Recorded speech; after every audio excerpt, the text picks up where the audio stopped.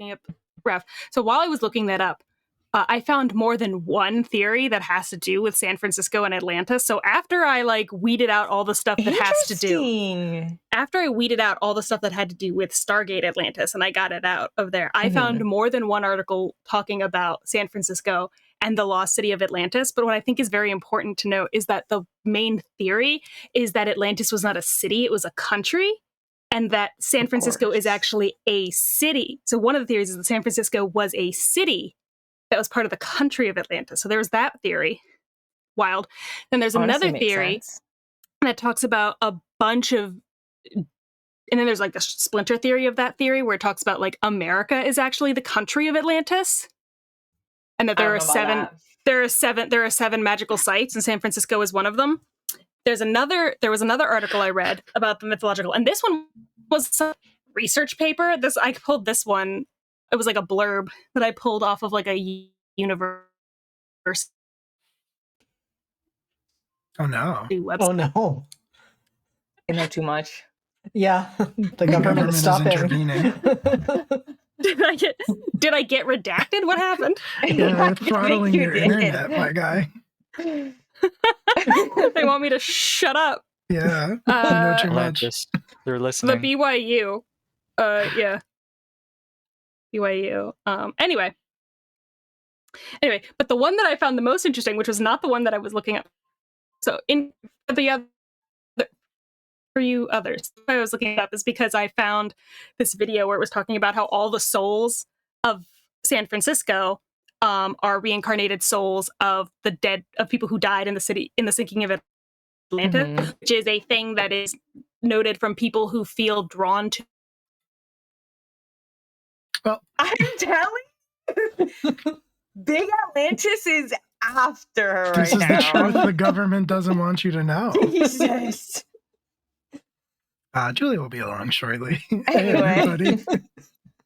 Welcome. The people deserve to know. The people deserve to know. Yeah, the truth has been kept under wraps for far too long. Hey, everybody. We're live from the apocalypse. How are you? Thanks for joining us. If you've never caught us before, we are a channel here on twitch.tv. We play games. We make actual play content in the forms of streams and podcasts and things like that to raise money for nonprofits and aid organizations. Good shit like that. And we are currently fundraising for a brand new group. We hit our goal for the First Nations Development Institute, and we are now fundraising for Rainbow Railroad, which is a great nonprofit that basically seeks to get queer and trans people to safe places where from wherever they may be currently unsafe. I wasn't having any issues until I started talking about this. That's what we're saying. Yeah, they silenced you. They silenced you. The final article that I found is that people are saying that San Francisco, similar to New York, is going to become like the city of Atlantis because the bitch is going to sink. Okay, I'll get into the other stuff, Raph. I'll just have to tell you privately. Well, the main thing I want to know, I'm sorry to do this to you, Will. What are the 7 magical cities? So I am trying to find the rest of them. Okay, cool. Okay, so it's, hold on. So, where is it? Oh, there's also that the myth of El Dorado is tied into San Francisco, along with the myth of the Bohemia, and of course. Oh, where's the other one? But yeah, so it's there's a lot of stuff going on with San Francisco. But yeah, I'll send you the article for San Francisco, the home to the lost souls of Atlantis. Basically, if you feel compelled to move to San Francisco, you died in the sinking of Atlantis in a past life. Huh.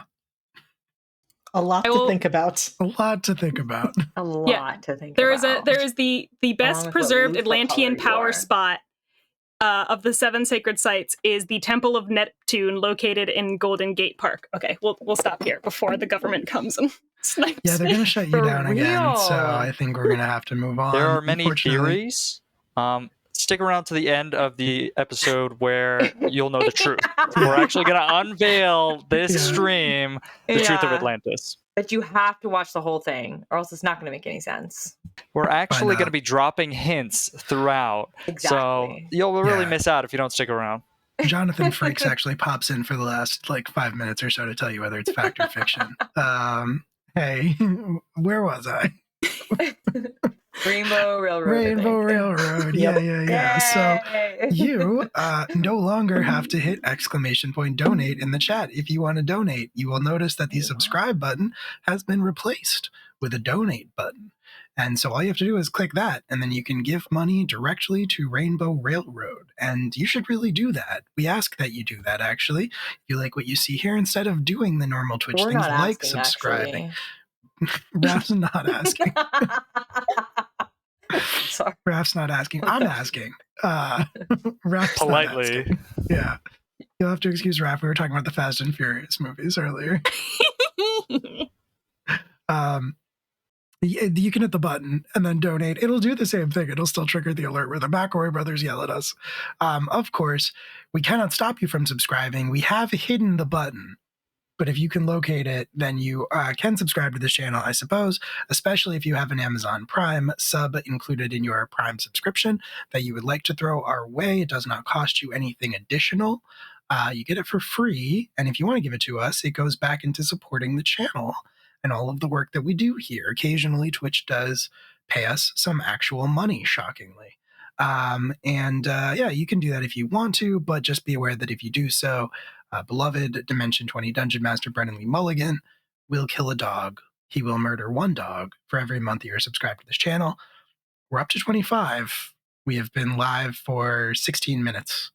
So, do with that knowledge, I guess, what you will. Strong. Well, okay. A lot of dogs. And putting up those numbers tonight. It's true. Plenty of time left on the clock, boys. Statistically, sooner or later, one of them will be our friend Alex's Season of Secrets and Shadows character. So I just keep them coming. Man.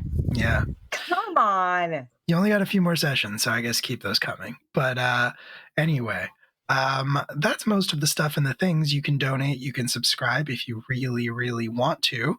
There are channel points and emotes and all of that good stuff. But I think with all that being said, that's most of the things. So we can go ahead and get on into our introductions and talk about our characters, introduce ourselves, and then we'll get right into our story, which means, of course, JD, you're going first. I actually remembered this time, shocker of shockers. So, hi, I'm JD. You can find me on the internet at JD, not Jason Dean, pretty much anywhere social media exists. In this game, I play Hunter, our agender ranger. And I'm not going to go into everything else that I do. I'll save that for the end. But just know I do way too many things on this channel, and I sleep like a normal person. That's liar. Don't worry, we're going to count them all up at the end of the stream, so stick around for that too. Right before we tell you if Atlantis is really the well of souls or whatever Julia was saying. San Francisco is the home of the souls of Atlanteans. Yeah, that. Was I always second? Yeah, we go in order around the thing, my guy. I don't remember anymore. Anyway, hello, I'm Raph. I will be playing Max Miller, confused, emotionally distraught, ready for violence, and ready for some gay wrongs. We'll see how it works out. We'll see if there are any to be had. Wait. I'm gonna say teal. Oh, okay. You're gonna have to remind me what these mean. The flags? loofahs. Yeah, the loofahs. God. The loofahs, Will. Yeah, the loofahs. I know, out of but my you're gonna have brain. to remind me what they are. All right, Julia, speaking of loofahs. Hi, I'm Julia. I'm the local Delaware cryptid. I'm here to play Kelly Violet, who is the cleric rogue hybrid. She's here to just make sure her friends don't die. Because other than that, she's gotten everything she's wanted. That's fair. That's extremely fair. And wait, what loofah? What loofah indeed? Didn't I tell you guys this last time? I don't think it was last time. I think Ralph just took notes. Weren't you? You took that in-depth notes? Yeah. Weren't you white? Oh, I think I was white. Yeah, I think you were white. Okay, we're not going to say what any of these mean. Look them up, I guess. Corey. Hi, I'm Corey. I play the character Eugene Wayne Hovacek. Get it right, it's Wayne. I am the greatest Gritsky player of all time. So good that the game got boring, so I had to retire. Now I've started my new career as the greatest secret agent that Anoon has never seen. I am a paladin of conquest. Yeah, I think I got everything there. That sounds right. Oh, and I stand in solidarity as a teal loofah. I don't remember what that means, so I might be getting into some hot, dirty water here. Some hot, filthy water. But we'll see. The hotter and the filthier, the better. I didn't think. Okay. Hey, what's up? My name is Will. I run this game. I do a bunch of other stuff here on Live from the Apocalypse. I'm one of the storytellers and the organizers. I'm not going to talk about all the things that we have going on. I'll save that for the end, but I'm going to be playing everybody else in this game. And I don't know, that's that. There's a social media handle up there, I guess, if that's your thing. I think that's it for me. There's one more thing. But yeah, I know. Was there a purple loofah? Yes, there was. Yeah, purple. Interesting choice. I think. So, cool. Stick around maybe to find out what those are also. Maybe. Okay, cool. All right. Well, now that we've established everybody's loofah except for Hunter, and I guess we can finally start things off. So last time on Class Reunion, our heroes had gotten where's this? Yeah, that's good, probably. Last time on Class Reunion, our heroes who were visiting the underground prison of the Labyrinth, which sits below Lamplighter Tower here in the capital city of Calderon, in the kingdom of Anoon. Or nope, on the world of Anoon, in the kingdom of Aloran, you heard the sudden peal after talking to Simon, a very normal and productive and healthy conversation that nobody regretted. You heard the peal of alarm bells ringing. And upon exiting Lamplighter Tower, you found yourselves beset on all sides by these sort of glassy-eyed figures who kind of generally just sort of chanted ominous things at you and approached you. But you could tell that Calderon is burning. You don't know exactly what's happening, but you know that across the city, fires are being set. People are being hurt. There are cries of pain and screams for help. You made short work of all of the people who beset you. All of these glassy-eyed figures. However, when they fell, that was when the real danger became clear to you. As they warped and twisted, creatures crawled out from inside of their chest cavities. Some of them morphed into these giant hulking figures. And right as things were starting to look dire, Max Miller received a communication from your best friend and indisputed leader, Ryan Beckinsale, who let you know, I think you're muted, Raph, I couldn't hear that, sorry, who let you know that that he was on his way and he was bringing help. That he was on his way and he was bringing help. And as he stepped out of the alley, as he stepped out of the alley, across the street from Lamplighter Tower, he brought with him another person. Fully 8 feet tall, hulking, muscle-bound, with a silver liquid metal arm and a too wide mouth of teeth that is currently split into a wide smile. And that was where we left off last time, as Ryan Beckinsale and Nuada the Huntsman step out of the alley and into the street around you. Nuada spread his arms wide with that smile stretching across his face. And he said, "Family, let's have some fun." And that was where we left off. So getting right back into it, at the top of the round, as I stated, it's one of these large, muscle-bound, hulking figures. And let's see what they're gonna do, shall we? So this is gonna be the one directly in front of Hunter currently. So Hunter. Yep. Let's see how this goes, shall we? Better not. I think it's going to be fine. He does not have to move. He is pretty much right up in front of you. So he is going to...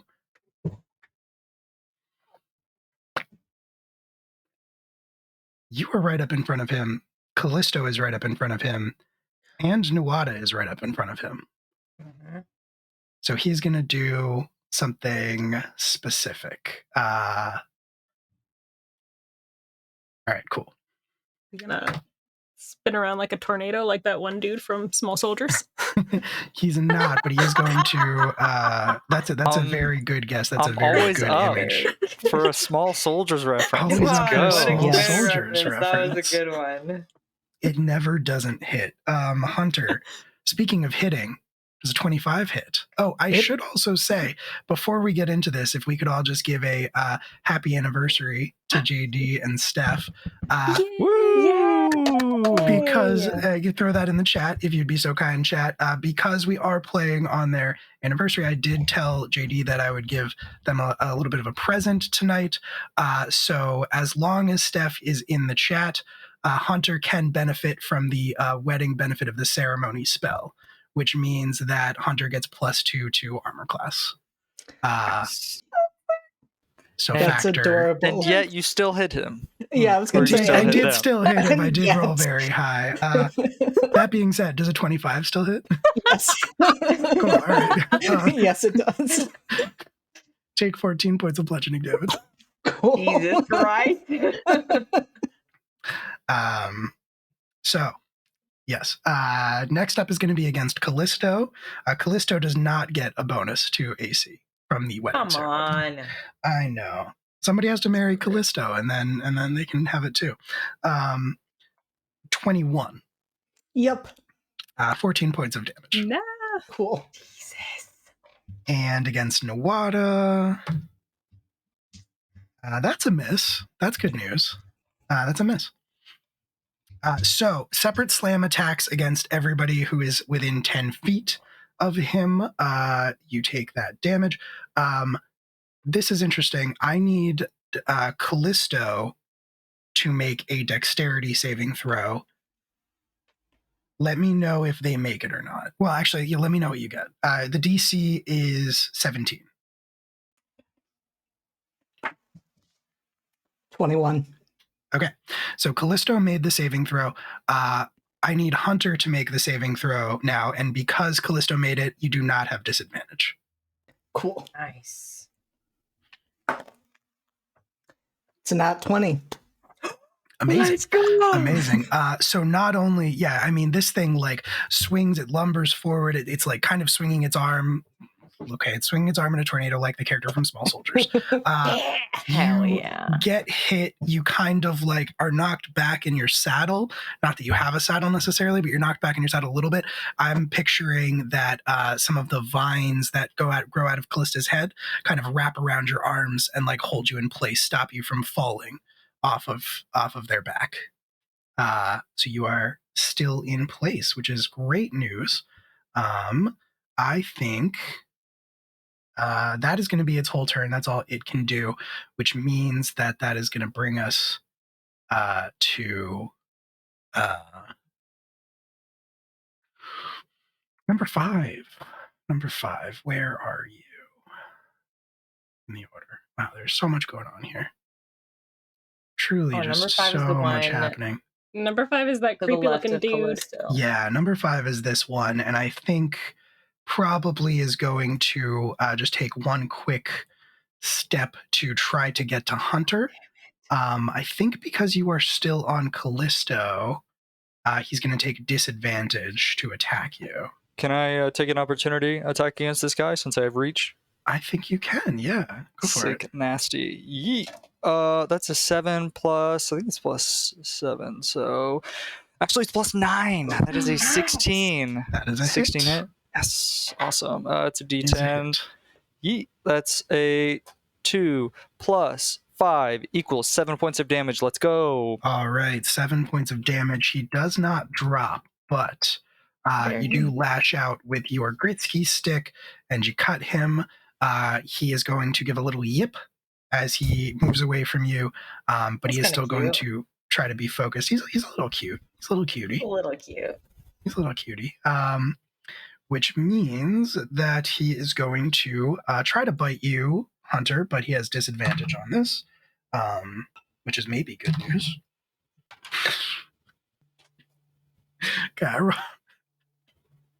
Okay, so you have the bonus. I rolled 2 18s. So it's a 21 to hit. Yep, that hits. Okay.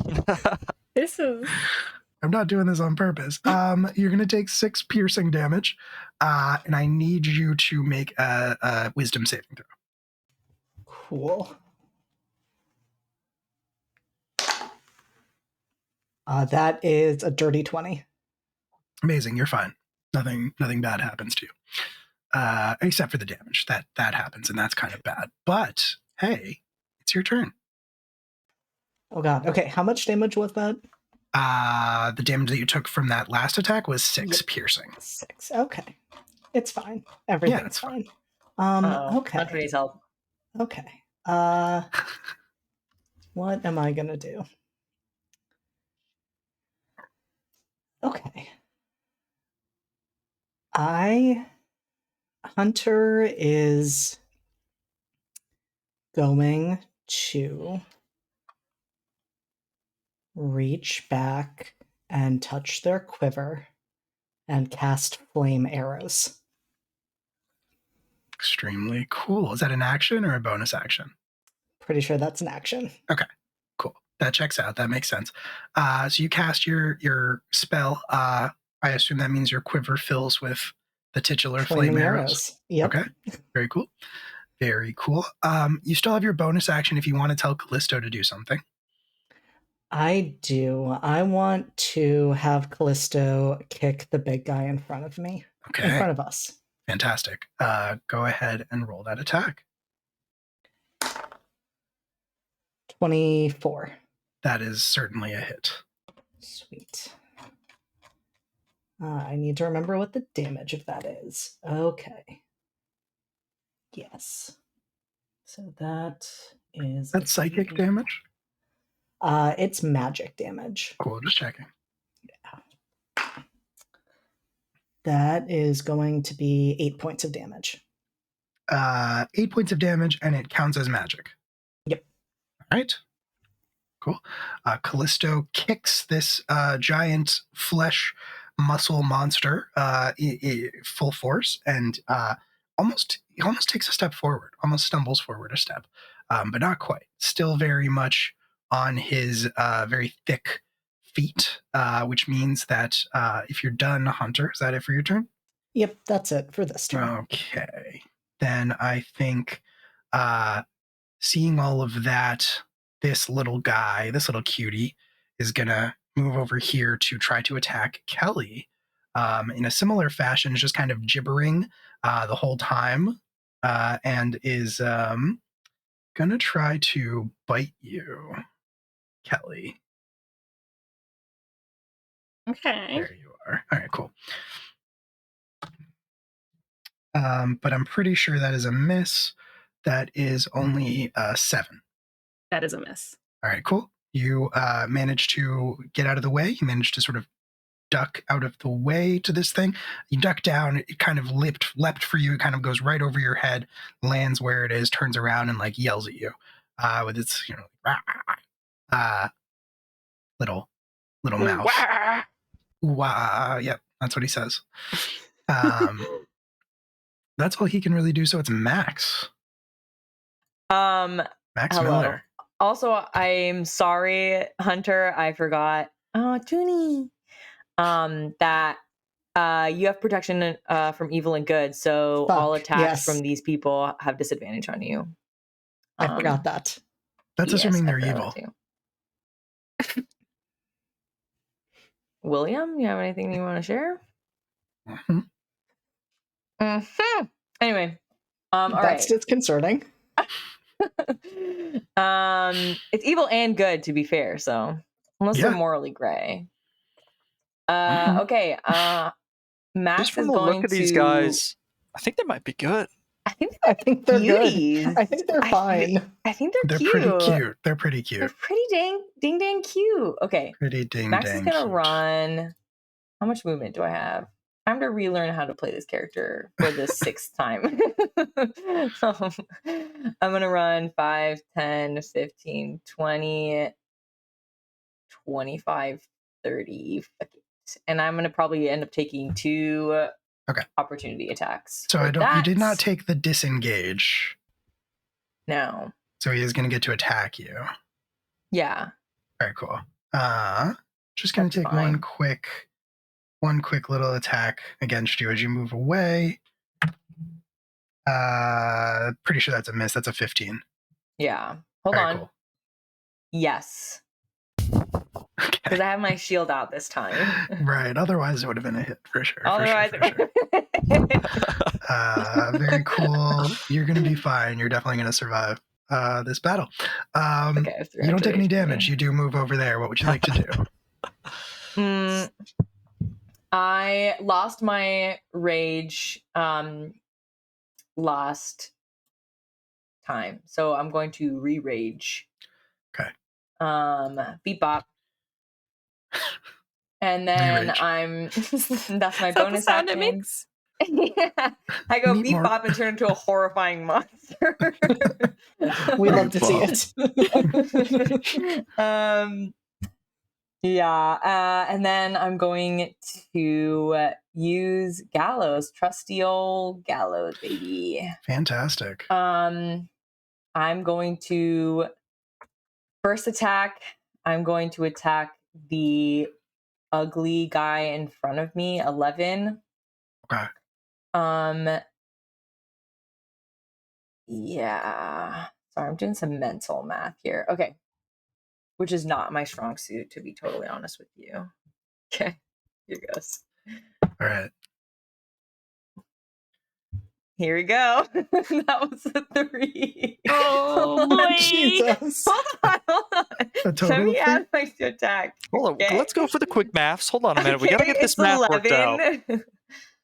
11 probably doesn't hit. 11 doesn't hit. We do have 4 advantages in the pool if you want to go early.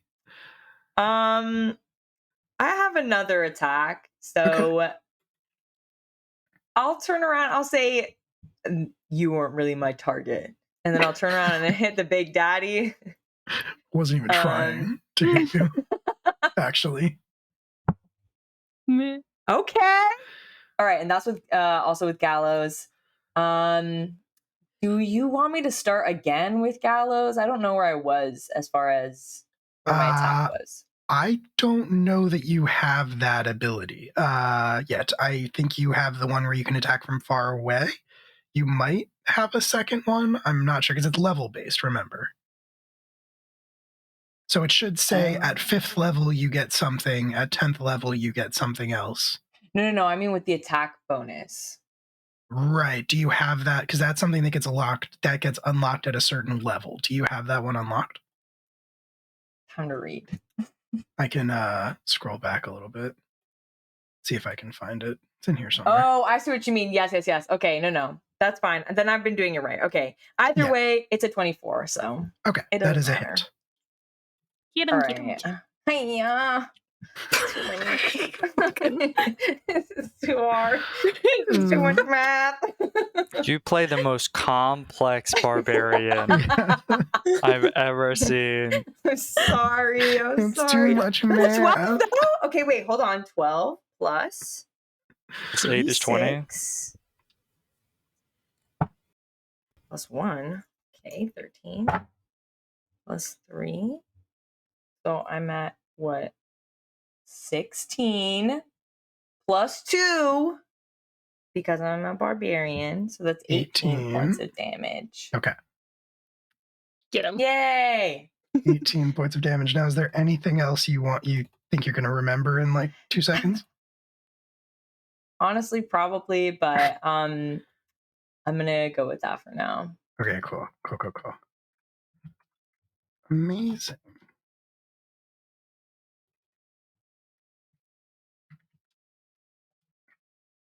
All right, cool. Cool. So you hurt that guy. You cut him with gallows, the gallows blade axe. Is that everything? Mm-hmm. Okay. Where are we at? We'll see in about 2 minutes.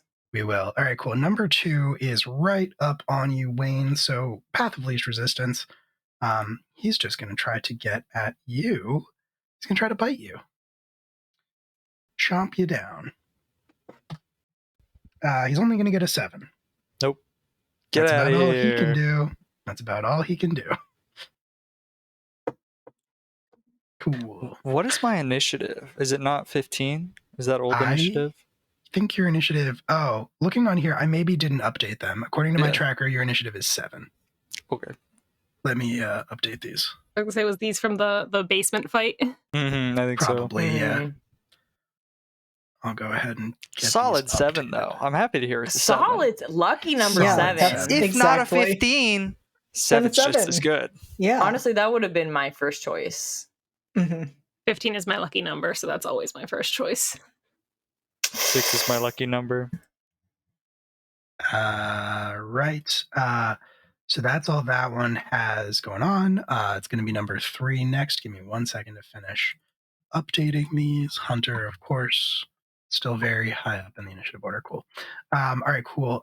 So this is going to be number 3, who is over there all by his lonesome. He's going to want to move over to somebody to give them a little bit of a hug.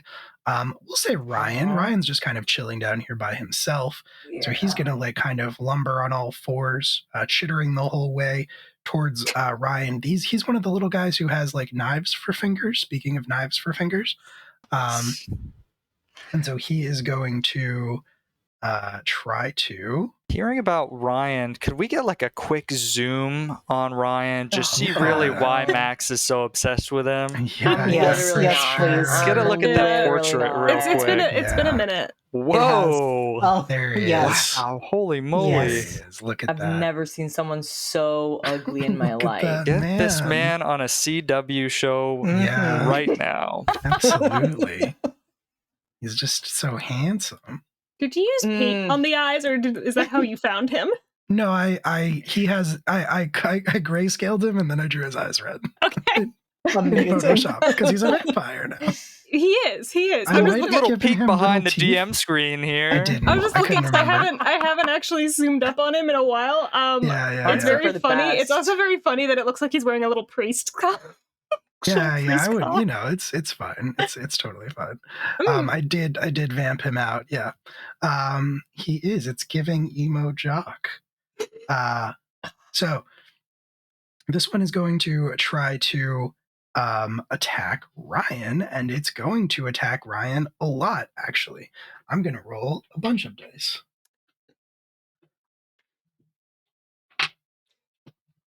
Are these the weirdly small ones, or are the gray ones the weirdly small ones? The gray one, they're both kind of small. They're both technically small. Cute. But the ones with the, no, I'm sorry. Yeah, the gray ones are small.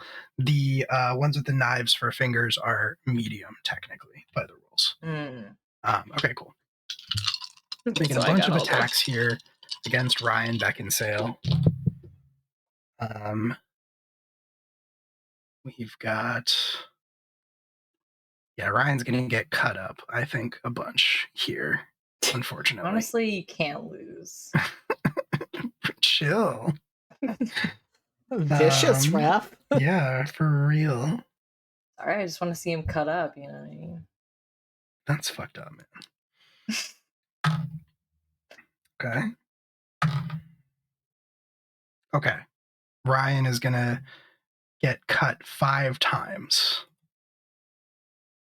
from this thing and is going to take it's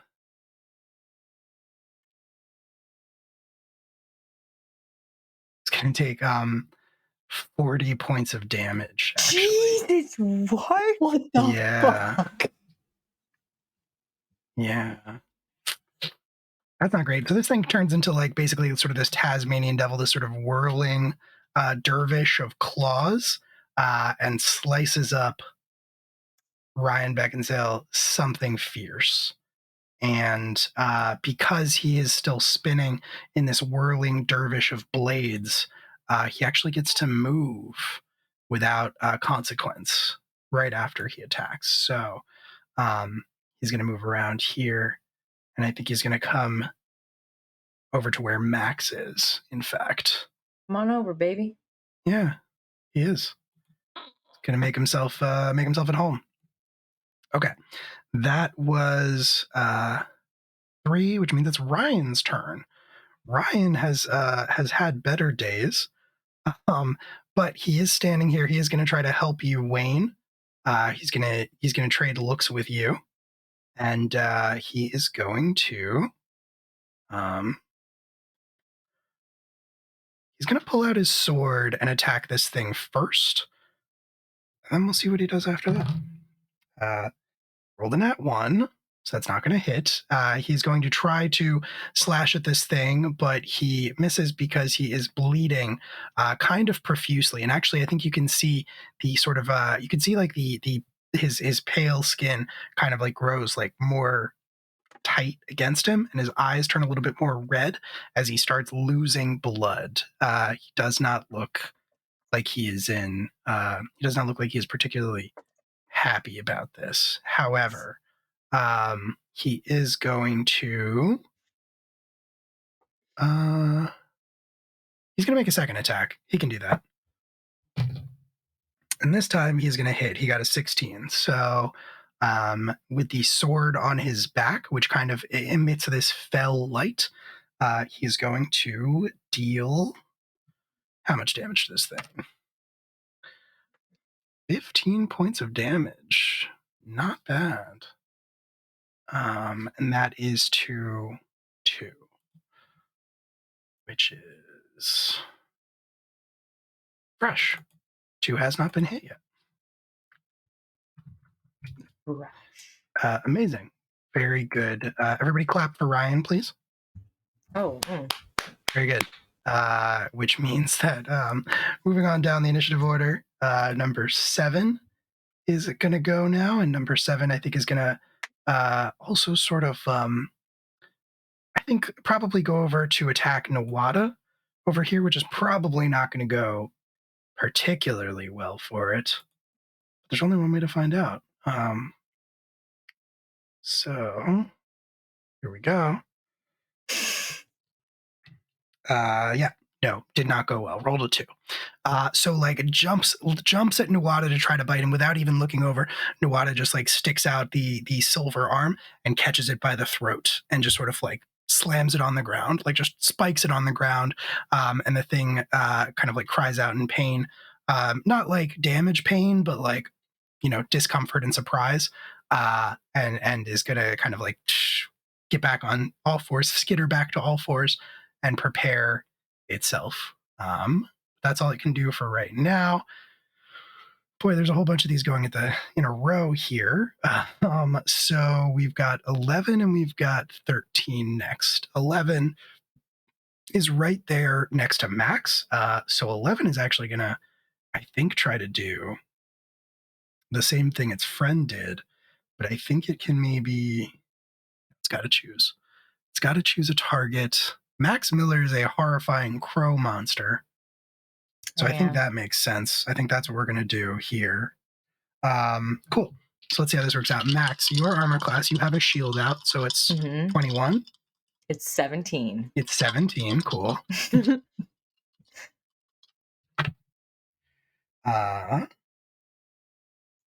Wow. Okay, you got a lot luckier than Ryan did. I'll tell you that much. That's his power of spite, baby. Yeah. Okay, cool. Wow. All right. So you this thing tries to cut at you, Max. Your hide, you have your shield out, your hide is kind of tougher because you're in your beast form. And so you are only gonna take 16 points of slashing damage. I take 8. Okay, cool. Cool. All good. Okay. All right. All good. That is what you were going to take. No, it's fine. It's fine. And didn't like that either. Anyone saying it's like fine to me. It's fine, not fine. 13 is going to move on down here and is going to try the exact same thing on Kelly. So, Kelly, you are also going to potentially get Tasmanian deviled here. Please share your armor class with me. Class. 16? 16. 16. Oh boy.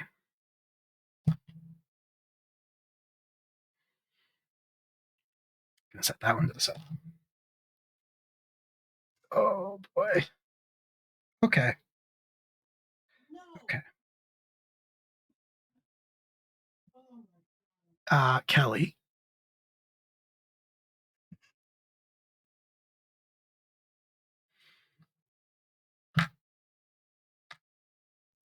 Okay. And sorry, I'm just doing some quick calculations. And my cursor disappeared. There we go. Pulling out the Pythagorean theorem over here.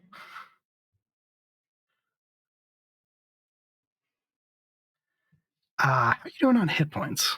God damn it. I cannot hear you. Are you muted? Mm-hmm. I haven't been hit. Cool. That's good news. All right. But how many hit points do you have? 69. Okay, cool. Oh, nice. let's go. Nice. You are going to take 43 points of damage. Okay. One of those was a crit. I did not roll great on it. So that is the thing. The good news is that these abilities are recharge abilities, so they're probably not going to get to do them again. Cool. Also, when he hits me, I'm going to electrocute him. Yes, do Hell that. Yeah. Yes, you are. So it has to make a dex saving throw. Okay. What's the DC? 15. Failed. Cool. He's going to take 2d8 of thunder damage.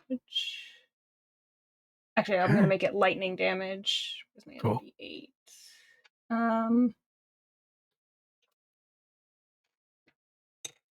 Actually, do I want to do that? Do I want to?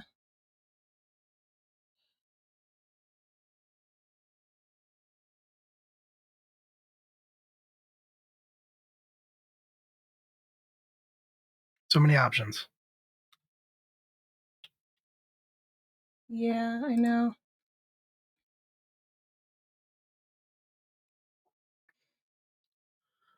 No, I'm gonna save that until for probably one of the bigger dudes. So he's just gonna take the whole damage.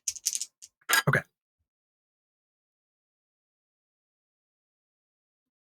So that's gonna be. It's not gonna be a lot comparatively. It's only gonna be 13 points, but it is 13 points of lightning damage. Amazing.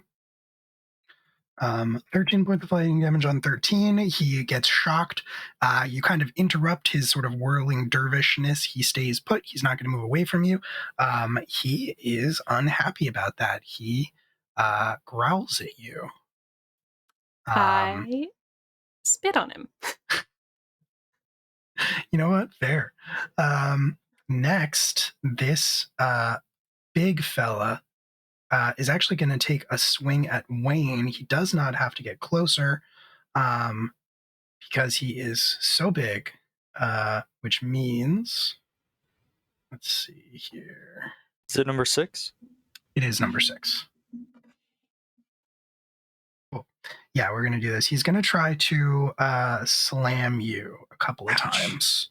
No, not the slam. Yeah, the slam. I think he gets advantage on this because you were also fighting 2, if I'm not mistaken. Yes. Yeah. Come and get it. Oh boy. Oof, right. Don't like that.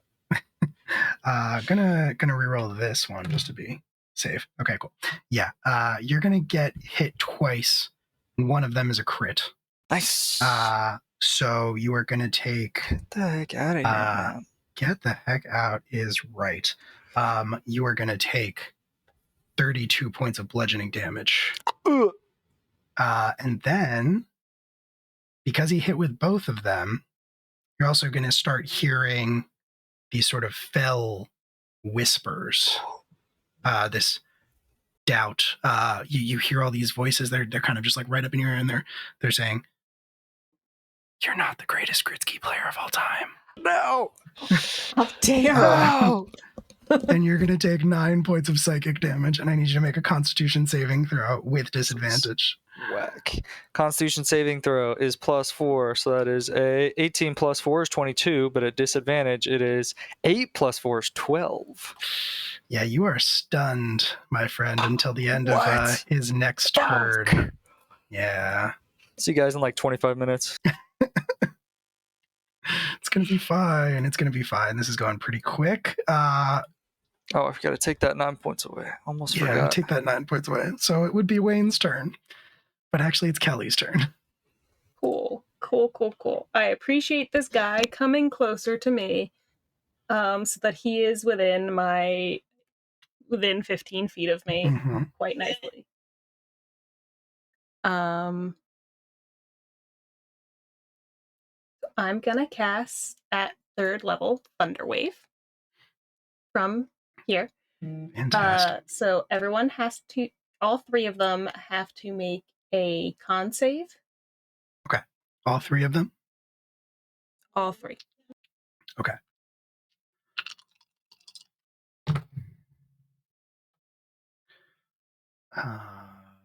They're not particularly good at that. What's the DC?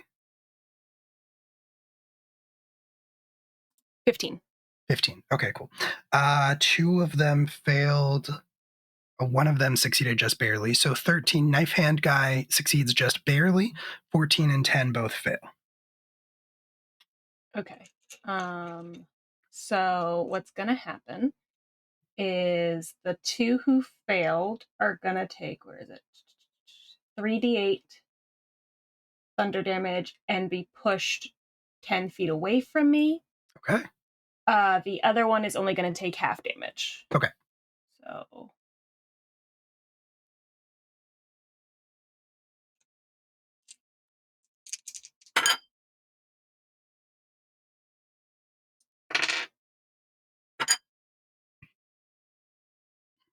$19 points of damage.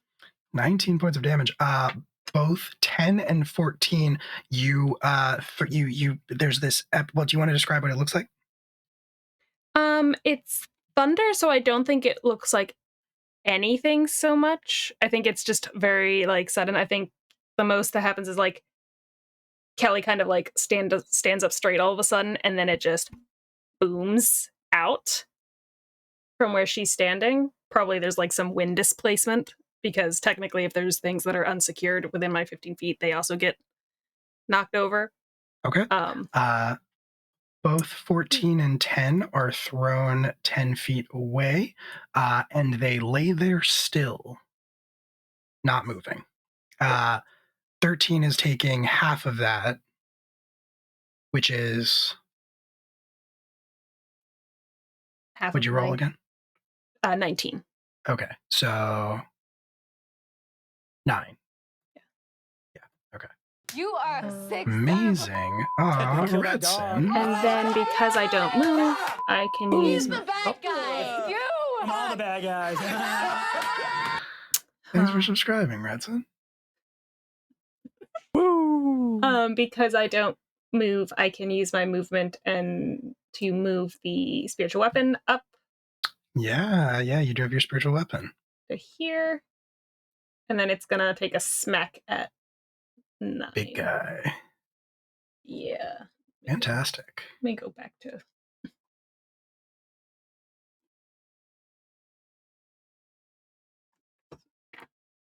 Bingo bongo.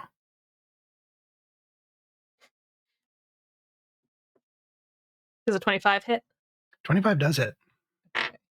25 will hit anything on this board. Nice. That's a D12. I don't want that. That's a D8. An ancient red dragon appears. On this board currently, you fools. That's 10 points of damage. 10 points of damage. Very cool. All right, so this thing bumps up against the Hulk and gets a little taser shock, which he's not particularly fond of. Kind of bats at it, but doesn't appear super bothered. You are chipping away, though. You are getting there. Why did that stop working? Okay, well, worry about that later.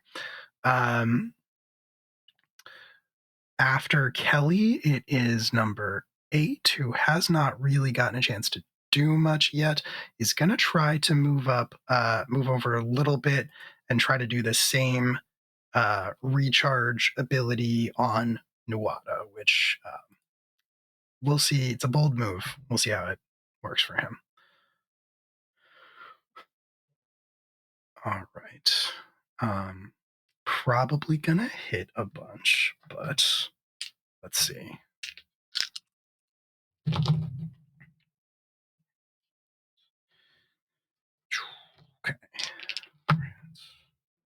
Okay, 5 hits. All right, so that's going to be 40 damage, which seems to be the magic number for these guys, to Wada the Huntsman as he gets cut up a little bit. He doesn't appear to notice particularly well, or he doesn't appear to notice much, but he is going to, I think, spend...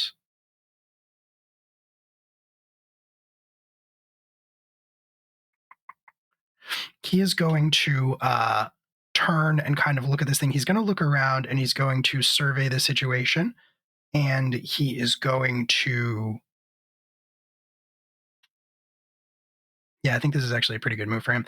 He's going to turn and he's going to look at the situation. He's going to look around at himself, look at all the things that are nearby, how outnumbered you are. And he's going to spend 3 legendary actions, take a deep breath, and he is just going to roar, throw his head forward with a mighty bellow, and all creatures within 30 feet, which includes a lot of you.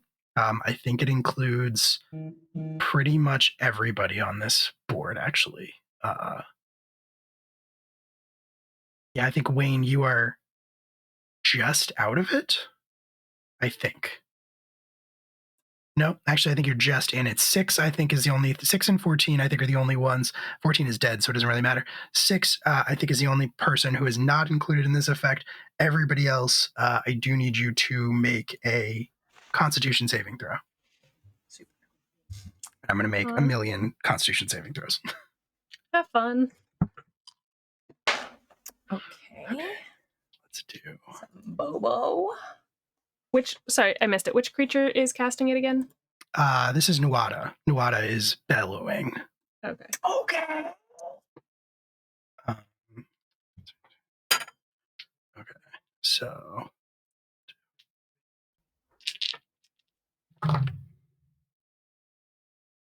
Cocked. Okay. They all fail for the anglers.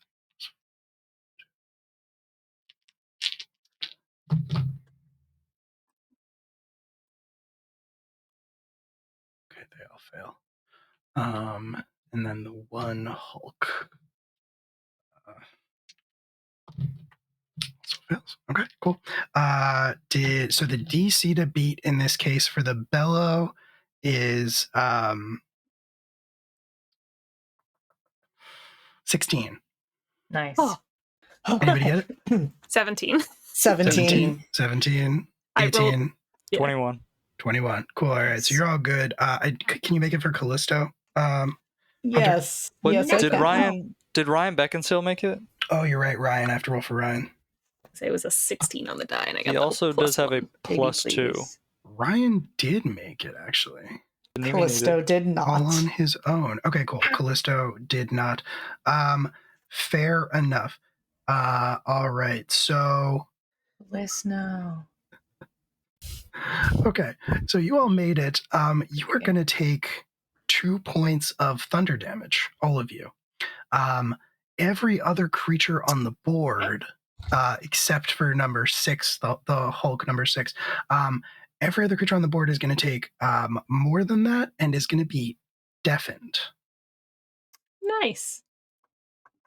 Which Which for us means. I mean, you don't have, none of you are deafened, but Right.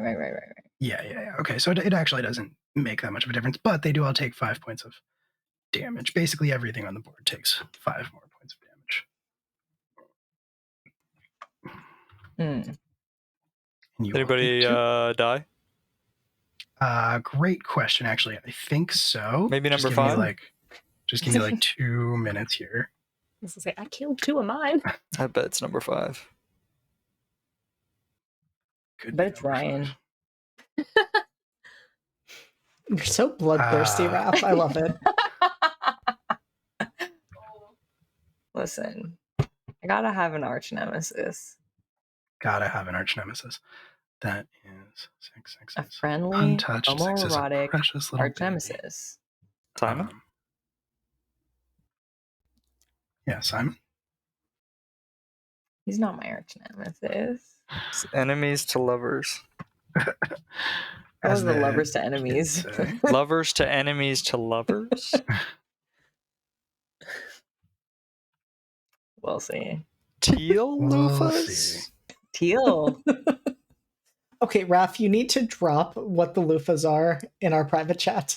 Or I need just to know. say them. Do you need to? I have them. I can drop the image again. I think I did it once before, but I'll just put it in there again. Drop it in the private chat. Yeah, okay. And were we answering for? We were answering for our characters, right? Did you look it up? Were we I answering for our did. characters?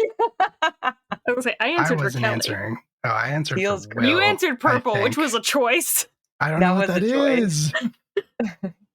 You know I don't know exactly what what that that is. I don't. It's not that bad. It's pretty good. It feels bad. It could feels be bad. worse. It could be worse.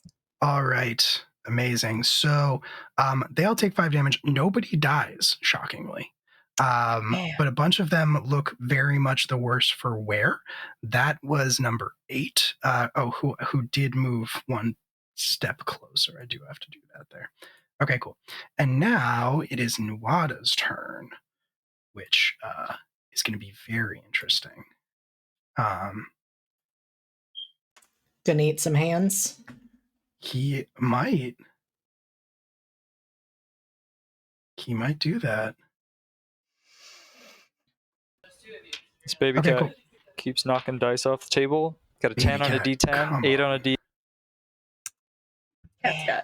Cat's got hands. Tag Juniper in. Okay, cool.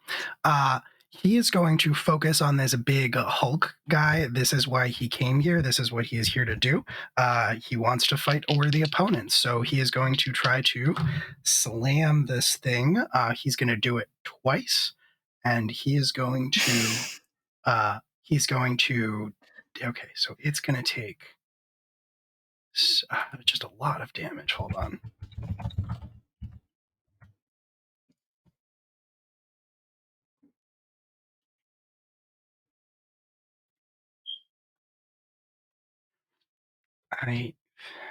There's a fucking smoke detector beeping in my house. I was gonna say, someone change your batteries, dude. I That thought is I the found worst. the one that it was, and I took the battery out of it, but I apparently did the wrong one. So everybody pray that there's no fire in my house currently. Okay. Nuada grabs this thing, he slams it twice, punches it basically twice really hard, and then grabs one beefy arm much bigger than him, grabs it in the silver arm, and just shoves it into his mouth and chomps down. And he bites clean through this thing's arm. Because he hit with both slam attacks, it is going to take an additional 26 points of damage. And he is going to actually he does have to make a Constitution save, which he fails. So yeah, he does lose one arm, and it is going to be, actually it may not even be an arm. This is a fun little ability that I created. He loses his left arm. And takes a bunch more damage. And Nuada is going to laugh as he does so. There is sort of blood streaming out of his mouth as he's just sort of chewing through the bone and the sinew and the muscle of this arm, cackling triumphantly to himself. And this thing fully screams in pain, was not expecting to be dealing with something like this today. Has seen significantly better days, just kind of fountaining blood all over the cobblestones. That is Nuada's turn, which means that it is one of the ones that died. So we can take him out of the order. And then who's the other one that died? 14 died. Cool. All right. Updating that. Okay. So even though this guy is not doing well, he is going to try to attack Nuada right back. He only has one good arm now, but nobody accused him of being particularly smart. It is the top of the round, and he is going to try to make a couple of slam attacks. He is focusing solely on Nuada at this point. One of those does not hit, which means he's not going to get to deal psychic damage, but the other one was a nat 20. So he is going to deal 28 points of damage to Nuada, who seems very uncaring, still sort of cackling excitedly, even as he is getting hurt. And I think he has resistance. He does. So he's not going to take all of that. Amazing. All right. Which means that it is one of the little gray guys who is going to try to bite Hunter. Probably not going to succeed. Nope. Rolled the natural one. Did not succeed. Yeah. Hunter, it's your turn again. Okay. A lot is happening. So much is happening. I think Hunter is going to take one of those flaming arrows out of their quiver, and they are going to look to target number 6. Okay. Number 6, yeah, you can absolutely do that. Because they want the big beefy boys off the board. Sure, yeah, go for it. I had to zoom back That is a 23. 23 hits, absolutely. And you're going to deal the first damage that this thing has taken. Which sadly is not going to be much. That is going to be 5 points of piercing damage from my magic bow and another 2 points of fire damage. Okay. Because those dice hate me. Hey, not nothing. It's not nothing. And you know what? I'm going to shoot him again. Let's make him a pincushion. Let's do it. Hell yeah, dude. Get him. No, I'm not. That is a nat 1. Okay. You can spend an advantage from the pool. You can. I'll spend an advantage from the pool. Spend an advantage from the pool. Yeah. Let's do it. That is going to be a 19. All right. 19 hits. Money well spent. 8 points piercing damage. 5 points fire damage. There it is. There's the money. Okay, cool. That is significantly more damage. Well done. I need you to not read this as a calendar formula. Thank you. Please and thank you. Okay, cool. Is that what you're doing? You can still take your bonus action to tell Callisto to do something if you want. I am. I would like Callisto to kick one of the knife guys right by his legs. Guys. All right. Amazing. Go ahead and roll that. That is an 18. Hits. Absolutely. Right.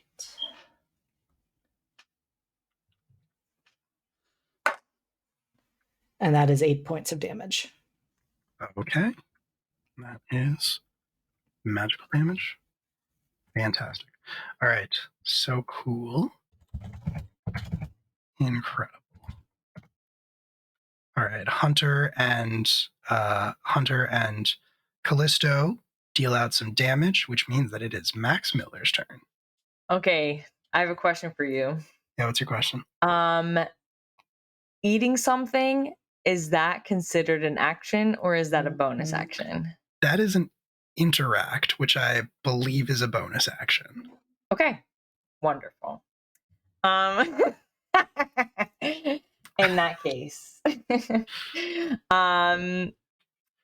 Max is swinging around Gallows, and as he does so, he, with his other hand, because I kind of imagine the shield kind of almost becomes part of him when he goes into the beast mode, mostly narratively.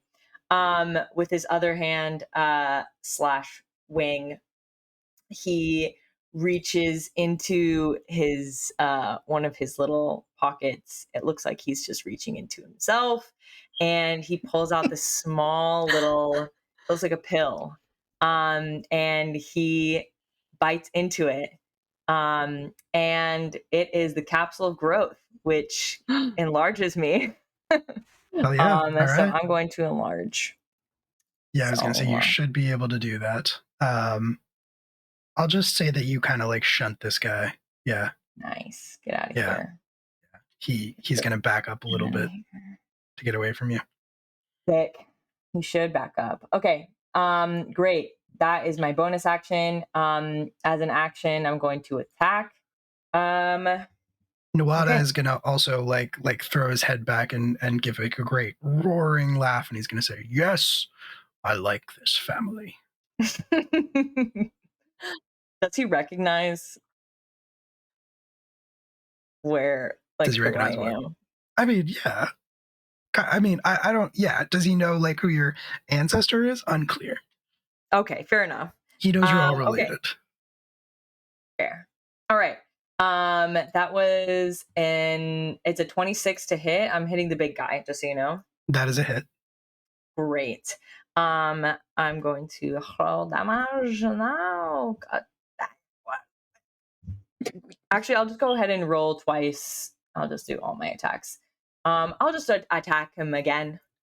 Okay. Just get him. I'm gonna say that you can roll with advantage because the huntsman is right here. You're both like menacing the same target, basically.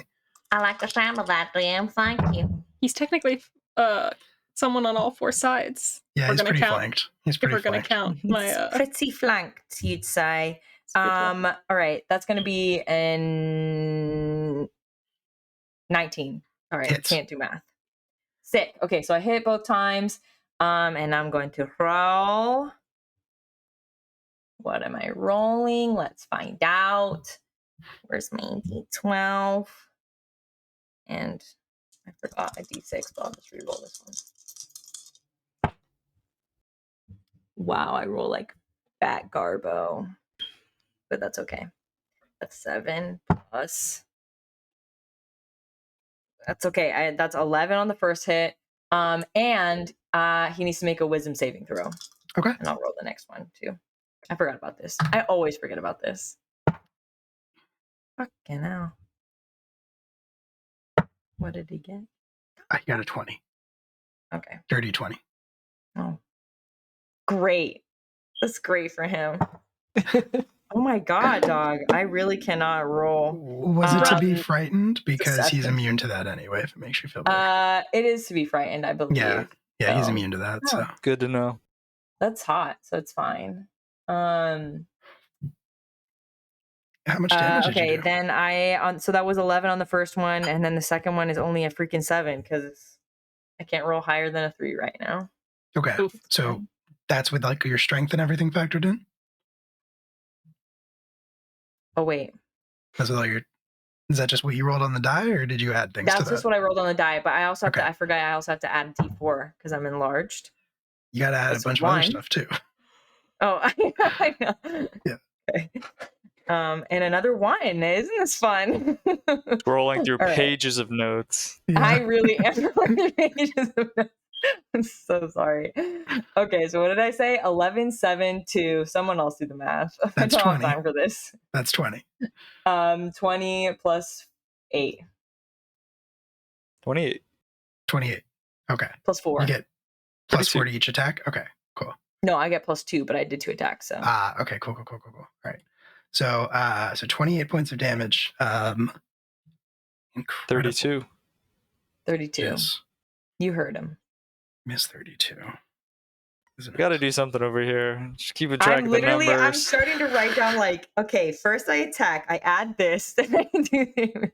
It's a lot. It's like a Yu-Gi-Oh turn. You're like main phase 1, mid phase, main phase 2. Literally. Okay. Anyway, but that's that is what I do. How does Max Miller kill this Hulk? Let's go. All right, incredible. So that is missing an arm. Number 9? Number 9 is know how to That's bit the its one he arm chewed off. on. Oh, perfect. Yeah, he went nom. Oh yeah. Okay. Max is standing there. Actually, I have the crusher feat, which is I don't actually crush things, but for now, because I'm so large. I think Max is going to just like wrap his arms around this thing and just like do that. Just give him like a very violent hug and just crush it. And then probably pick him up and just like fling it. Hell yeah. Get it out of the way. Get this trash that's dead off the board. Get this trash that's dead. I throw it right at Ryan. On accident. He's so far away from you. He's fully 15 feet away from you. I'm big. You fully just you go to suplex, but then you let go halfway through, so he just flies over. Exactly. Ryan ducks down. This giant muscle corpse like goes flying over his head. He turns and looks at you, and is like, "Watch it." I'm just this literally towering, like 13 foot tall bird creature thing. Just shrug. Yeah, I'm just like a bird monster and just shrug. I'm just and like then a bird go back monster. You shrug your bird shoulders, you bird monster. I'm just like just lifts both of his wings like. I'm like a demonic big bird right now. Yeah, Ryan says, "Watch it, big bird." Edgy big bird. Yeah. Cool. And I think I guess I'll move. It's the biggest baby bird you'll ever darn see. It's true. Yeah. Try me. Okay. So you're good where you are. This guy's gonna move up to here, and these two are both gonna attack you, Wayne. You are stunned with advantage. Yeah. Oh. Yeah. Yikes. Yeah. Now the good news is, first up is just this little gray dude, who has seen better days. Actually, I did something wrong. He is dead. He did die from the bellow. Clean him off the board, which means that it's just Wayne is stuck with his Gritsky stick at an angle, and that guy just trips and impales himself. Hell yeah. And then just dead. Okay, cool. So this guy, number 3, is going to try to get his dervish blade ability back. We will see if he is able to. He does not recharge that. So instead, he is just going to make a couple of attacks. He's basically standing over you, and he's going to try to carve you up where you were lying on the ground. Boy, oh boy. Okay. Holy shit. Attack roll does have advantage. All right. This is going to be interesting. Okay. So rolled the first one, got a natural 20 on one die. Rolled the second one, got a natural 20 on the other die. Jesus. So Yeah. Wayne has a lot of hit points, right? Yeah. Okay. Like 300. Like 300 hit points. That's good. Approximately 300. So if you take 32 slashing damage, you're good. Still standing. Frozen. Still standing. Staring off into the distance. A fly comes over and lands on his eyeball. Yeah. Yeah. Suffering. How much are you standing by? Might as well be 100%. 1%, 100%. What's the difference? Well, if this thing's attack roll has advantage, you also take 7 psychic damage. I am Wayne's brain, or he starts to like bleed out of his ears, and then they turn to ice, and then just like, psh, and he looks like he just came back from the dead with 1 hit point. Whereas he would have had 0, he now has 1. Yeah, so actually, this is your special ability that kicks in. Wayne is hard to kill. Yeah. So I think that like this is something big. This sort of ice thing takes over you, but this is the first time this has ever happened. And so, I think it's like that? Yeah, I see like I am still like frozen. Metaphorically, not metaphorically. What's the word? Whatever. I'm stunned, and so then like I get hit, come down to like in game 0 hit points, and then like Iceman Bobby Drake, just whole body is encased in ice. Still 1 hit point. Still could be shattered, but still alive. And I'm going to say that you are not stunned anymore.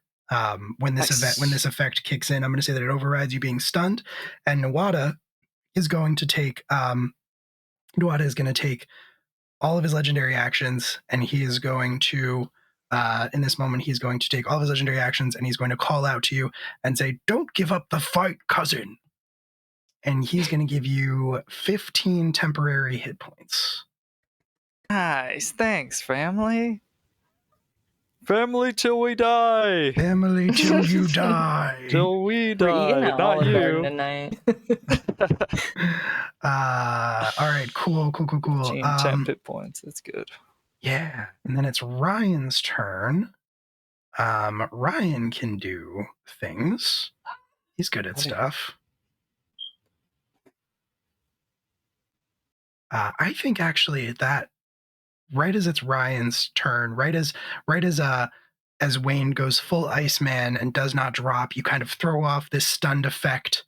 You're back on your feet. Nawada calls out to you. You feel this this primal strength surging through you, giving you this the ability to carry on and not give up. I think we're going to take a break.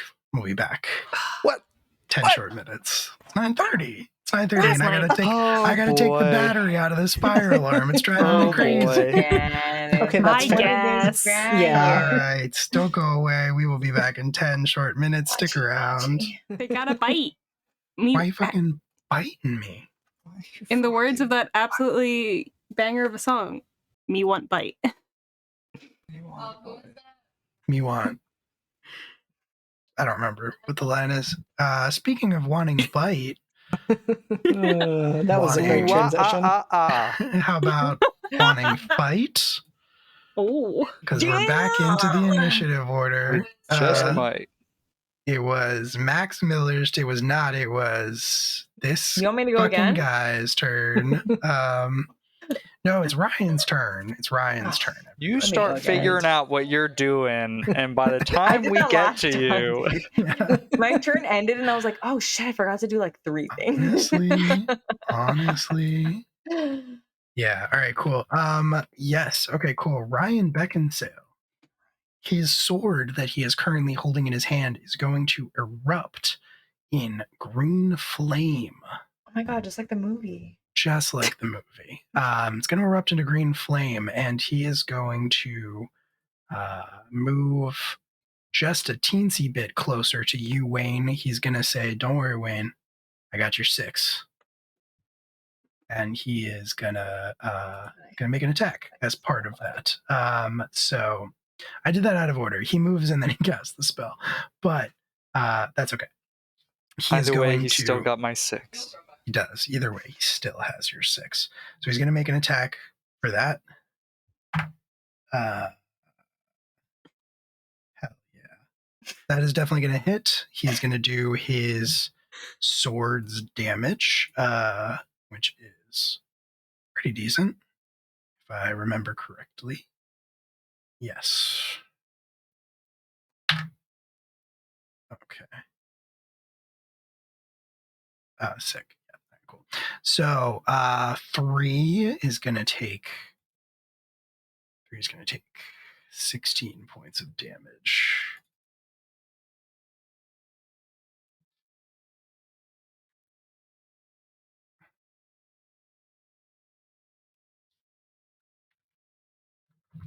And then the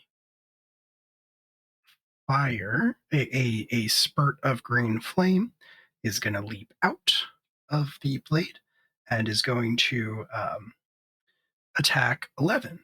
And that creature is going to take just a teensy bit of damage. Actually, sorry, I missed this. The 3 is going to take an additional 2 points of damage. And yeah. Okay, cool. And then 11 is going to take some damage as well. So an additional 2 to 3, and then 6 points of fire damage to 11.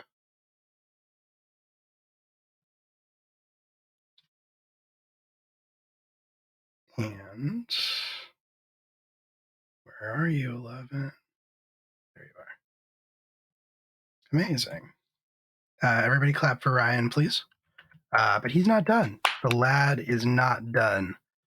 He can do another attack. He's going to attack 3 one more time. This time, just a regular old sword slash. He's going to crit. He's going to roll a natural 20, rolling him left and right here. Rip it, baby. Slop that down, dude. Woo! Dude. Thank you. One for the big boy. That was to kill Ryan. Thanks so much. That was to kill Ryan? Yeah. He's undead. I want to change his nat 20 to a nat 1. He's undead, Raph. Bring him back to life. Bring him back to life. That was to bring him back to life. Yeah, I mean, maybe who knows what could happen. All right, cool. So he rolled a nat 20, which means that we're gonna double your pleasure, double your fun. 8 and teal, purple, white, yellow. Sometimes we just be talking, you know. Sometimes we just say shit.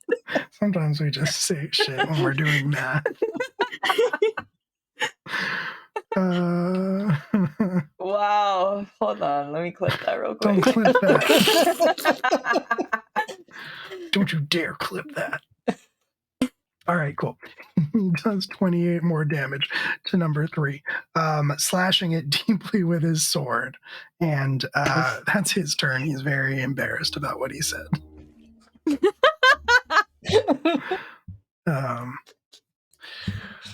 Okay, Peak now cringe. Yes, so cringe. A bunch of them are going to go now. One of them is going to try to attack Nawada, which is a very bad idea, but fuck it, we're going to do it anyway. He is going to hit.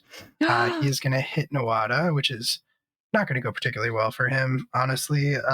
Nawada barely even notices. Actually, he doesn't even take all that damage because he has resistance. Just kind of glances down at this little creature gnawing on his arm.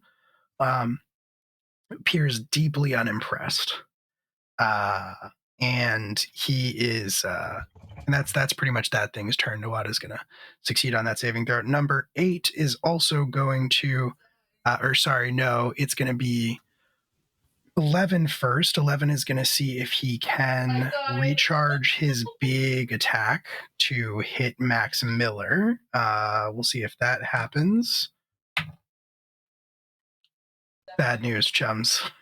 You rolled a 4. All right, cool. So he is going to Flurry of Claws on Max Oh, Miller. wait, he gets it back when he throws that low? Yeah, so recharges a target bonus? number. He has to roll a 4 on the d6, and he got it. I was like, 4 to hit. Let's go. No, I know, this was to get his alright. ability back, which he All right, but does I'm get also to try massive, to do. so come on. You are really big.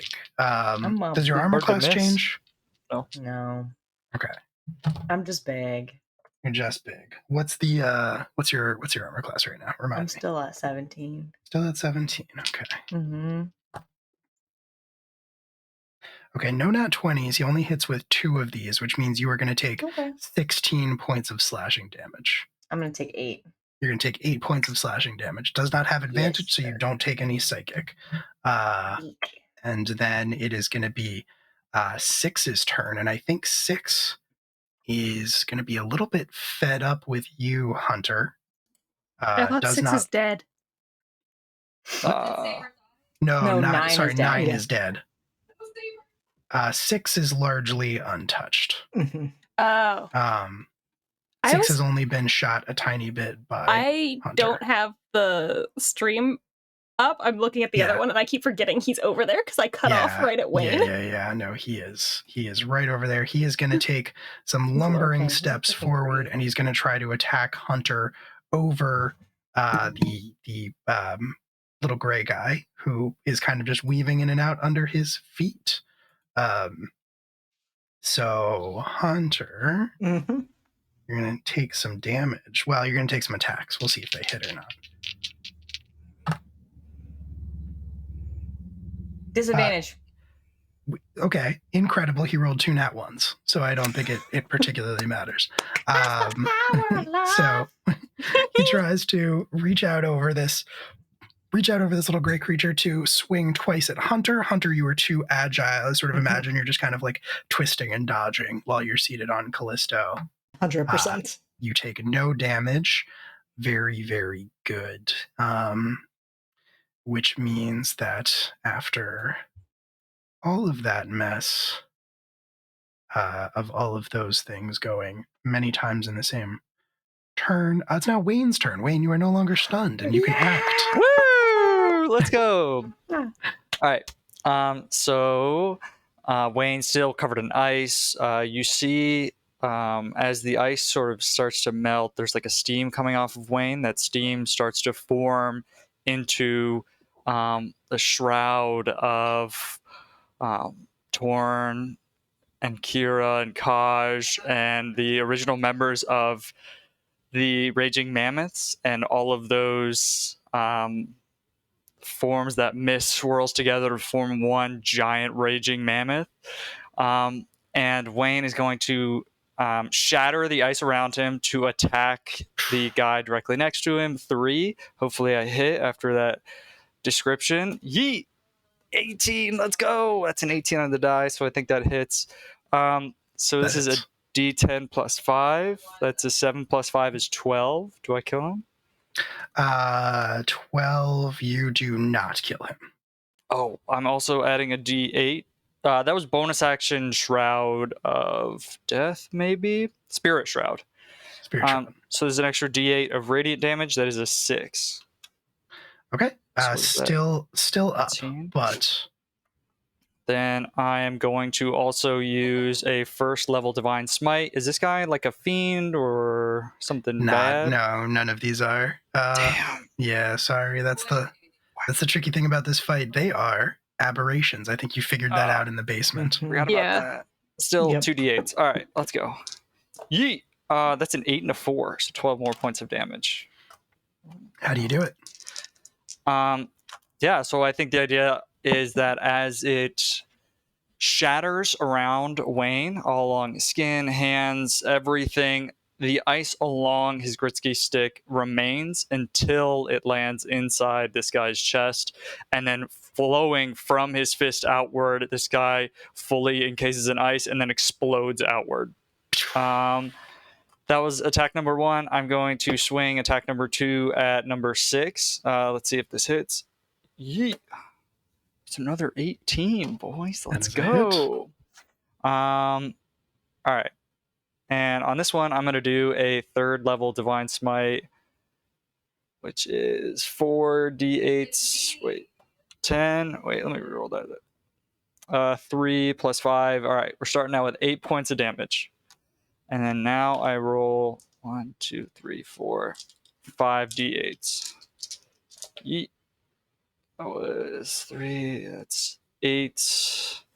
7 is 15. 22 more points of damage. I don't know what I started with.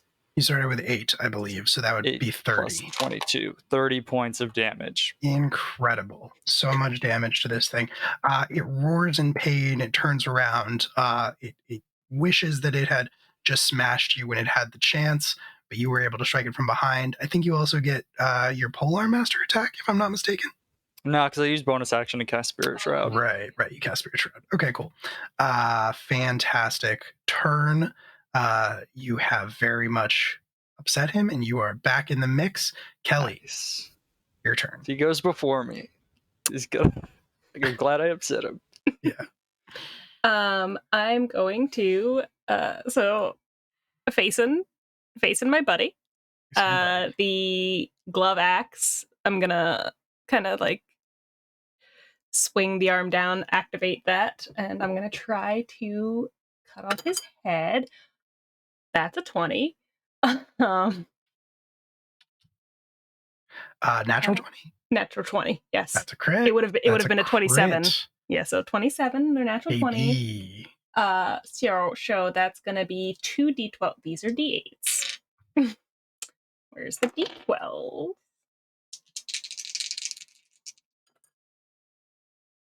So that is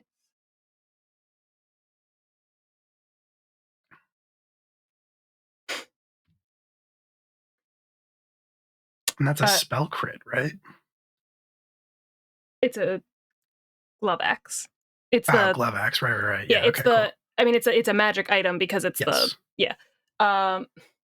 So with the 2d12s, that's 10 and a 4 for 14, and then the additional damage also doubles too. So instead of 3, it's plus 6. Mm-hmm. So 14, 15, 16, 17, 18, 19, 20 points of damage. 20 points of damage. Big slash to this guy. And then I have a theoretical question. Uh-huh. So we established in Barrow, after Max gave Kelly his other battle axe, that technically, because a battle axe is a two-handed weapon, I cannot also use sneak attack. Does that still apply to the glove axe when it's just my hand? It would not be a finesse weapon, I believe, is the trick there. Okay. It does not have the finesse tag, even if it were a one-handed weapon. Okay, that's fine. I just wanted to make sure. So that's gonna be that. Does he still look like he's up? He is definitely still up. Okay. But he is Were you using it with one hand? It's the glove. It is the glove axe. Can you, as a bonus action, use two-handed fighting and attack him with a dagger to then use sneak attack? By can you do that? I'm fairly certain you could do that. I don't know if that. That's a feat, though, isn't it? Two-weapon fighting? No, it is something I have. Actions in combat, two-weapon fighting. Everybody has that. Yeah. Okay. It's like the ability to throw a dagger. Everyone in D&D universe can throw a dagger up to 30 feet pretty well. Sure. Yeah, you just don't get your bonus. Yeah, so you don't get any additional damage to it. You just roll the die if you hit. So you can also attack. Sorry, go ahead. So the only thing with that is I can't use my spiritual weapon if I do that. And you wouldn't have a sneak attack because you don't have advantage. Yeah. It's just you facing off with this guy. Yeah. Oh, gotcha. So I'm not going to do that. Instead, what I'm going to do is, because I'm not moving, I'm going to use the move action to bring my spiritual weapon over here. Cool. And bap bonus him. Action. Yeah. And bap him one. Bap him. Yep. Bap.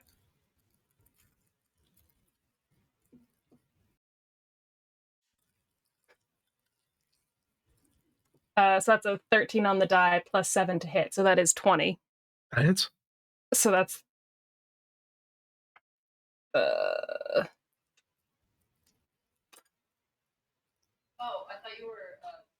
10 more points of damage. 10 more points of damage. Looking very unsteady, this gentleman. Looking like he needs to go home and take a long night's rest. That is your turn? Yes. Okay. Still up, but now it is one of these slashy boys' turns. He's going to try to attack Nawada. I don't think it's going to go well. He's going to miss twice, which means that it is now Nawada's turn. And Nawada is sick of this little knife hand guy's bullshit, and he is going to announce as much to everybody assembled. He is going to say, I tire of this. And he's going to make 2 slam attacks. He's going to hit with both. One of them is a crit, which means that this guy might be dead already. 39.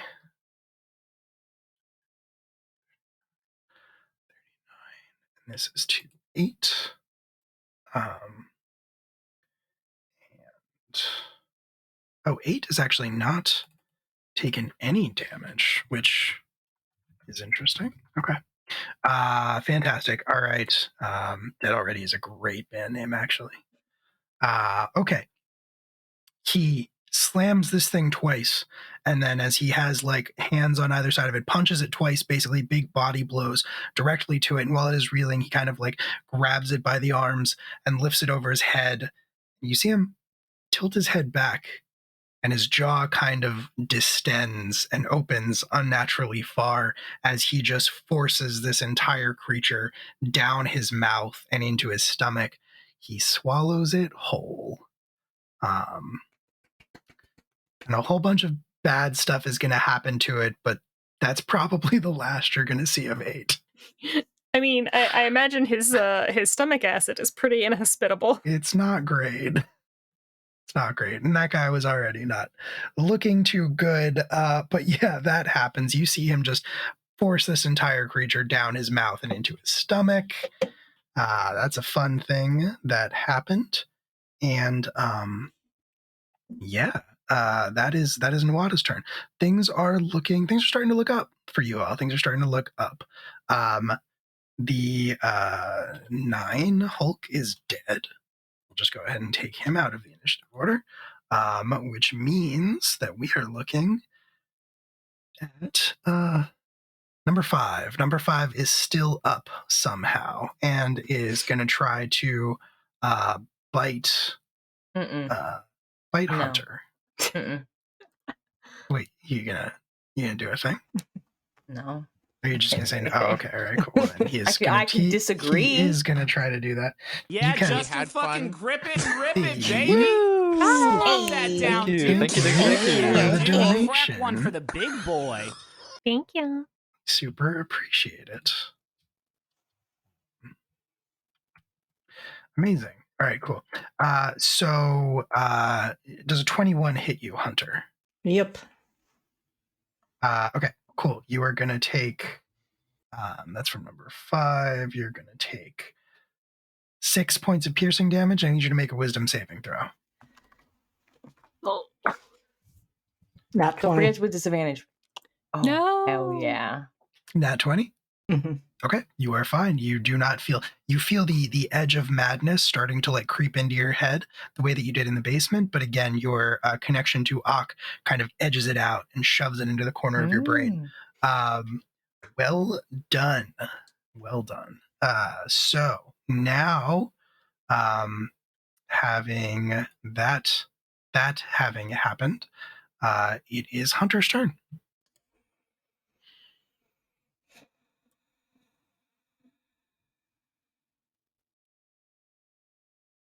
I have choices, and I am debating those choices. Do have choices. Okay. Probably one of the worst decisions I've made with Hunter. Oh, yeah. Coming in strong. Let's go. I would like to activate Primal Savagery and jump right on top of number 5. Hell yes. Okay. All right. Love it. Love it. Using the cantrip. So what does that look like? So the bark starts to cover their hands and then extends out into claws. And they put their bow on Callisto, allowing the vines to wrap around it, and then just jump straight down at 5, driving their claws into it. Okay, make a attack roll. Part of your spell. That is a dirty 20. That is a hit. That is a hit. And now roll your damage. Guilty. Right. Which I think is like 2d10 or something because you're high enough level. Yeah. Wow. Yeah. Okay.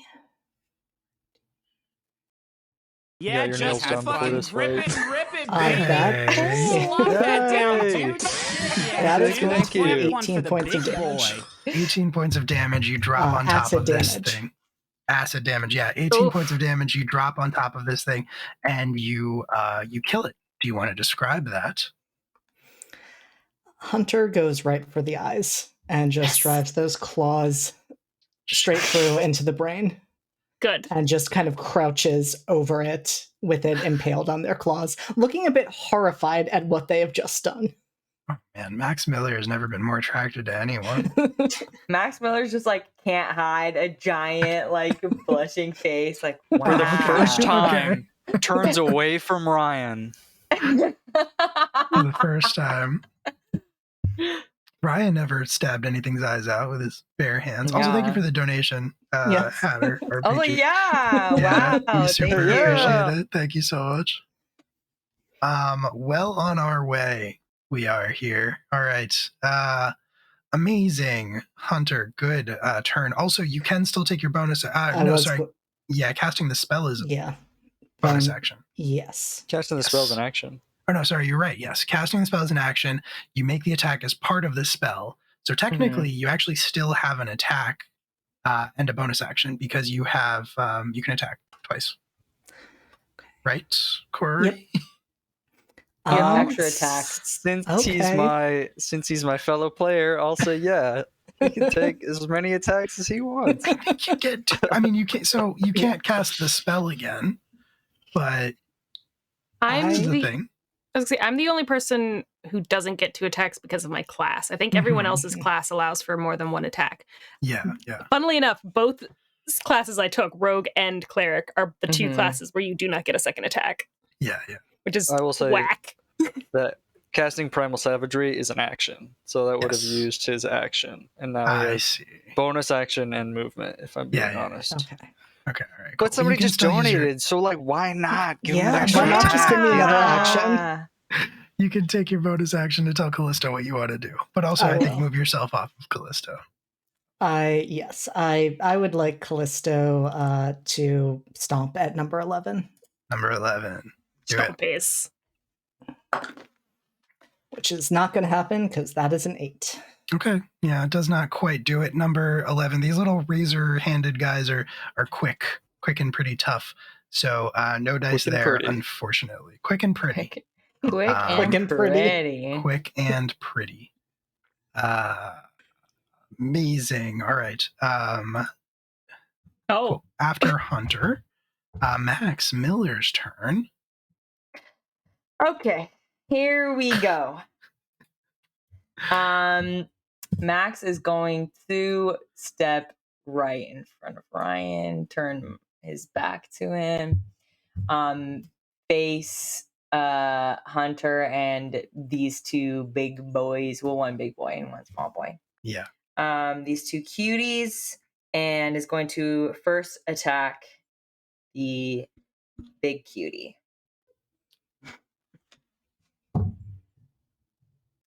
Motherfucker. What'd you do? What'd you get? That's it's a 16. 16 against 6 or 11. Boy. The big boy? Yeah, that hits. Really? Yeah, they're not hard to hit. They're massive. Okay, cool. Then I'll go ahead and just roll out. I'm attacking the little boy too, the little cutie. Okay. And that one is a 22. That is also a hit. Yeah, you've hit both of them. This is 22, right? I can do math. Okay, cool. Okay. So big cutie, wisdom saving throw. Okay. And I will do rolls now. It's not great. It's not a great roll. I'm going to be completely honest with you. What was it? Yeah. Oh wait, big cutie's immune to being frightened. So can I change it to the little cutie? Yeah. Or am I being punished, DM? You're not being punished. Okay, cool. But I do have to check one thing. Okay. Do your thing. I'm still rolling damage. So frightened, you said? Frightened, yes. They are all immune to being frightened. They know no fear. Well, he rolled poorly, so I'm just gonna grab him by the shoulders and just like look him dead in the eye. Okay. And I'm gonna point at Hunter, and I'm gonna point at him, and I'm gonna say, "You're next." And then I'm gonna do my damage now. Quickly, math. That's 15. 4. Keep You need to rolling get them. off one of those like old timey calculators. You're like, like actually though, that's my brain. That didn't roll, just plopped. What did I say? 15. One of the people in my office has one of those calculators that records with the paper thing that records everything that they do, and it, I gotta say, makes the most satisfying noise. never leave a paper trail. Never. Okay, until they get you. 23 to big boy. Damage? Big cutie. 23 damage to big cutie. Wait, yeah, sorry. 23 damage to big cutie. I wrote everything down so it makes it. I'm just gonna roll everything at once. And then it's hard. I've been rolling so poorly, so this is nice. It's still a 1, but it's fine. 14. Still a 1? Wait, what? You were so excited. My D4, I've strictly rolled 1s. I don't know why. It's a 1 in 4 chance. I can't tell if this is a 6 or a 9. I'm not gonna lie to you. Nice. Let me look at this. Oh, it's D6. What am I talking about? Wow, it's been a night, you guys. Double your pleasure, double your fun.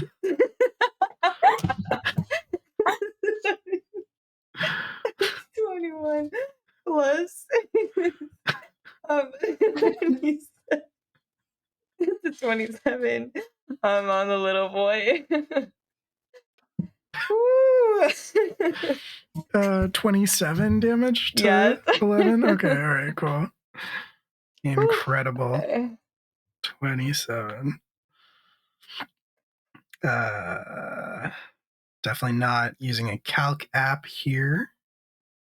I should be, so it's fine. All good. So good. Don't worry about it. All right, Max Miller, is that everything you're doing? Neither of them have died. Neither of them have died? Neither of them are dead. Come on. Oh, actually. Oh, Gallows doesn't count as bludgeoning, does it? No. Slashing. Okay. That's what I thought. Okay. Yeah. Then yeah, I think. Okay. Kelly. You got 13 on the ropes. Is there a reason why 13 hasn't attacked me again? 13 has not gotten to go. Maybe I deleted them out of the initiative.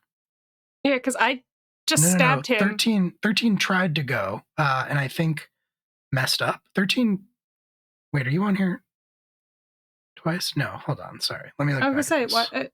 Because I just did 30 points of damage to 13 not that long ago. I didn't think we were back around to me yet. No, sorry. 2, yes, 3, Ryan is next. Ryan. I was looking at the wrong thing here. I was gonna say, yeah, I'll stab him if you want me to, but I don't think it's ethical. Nah, you are correct.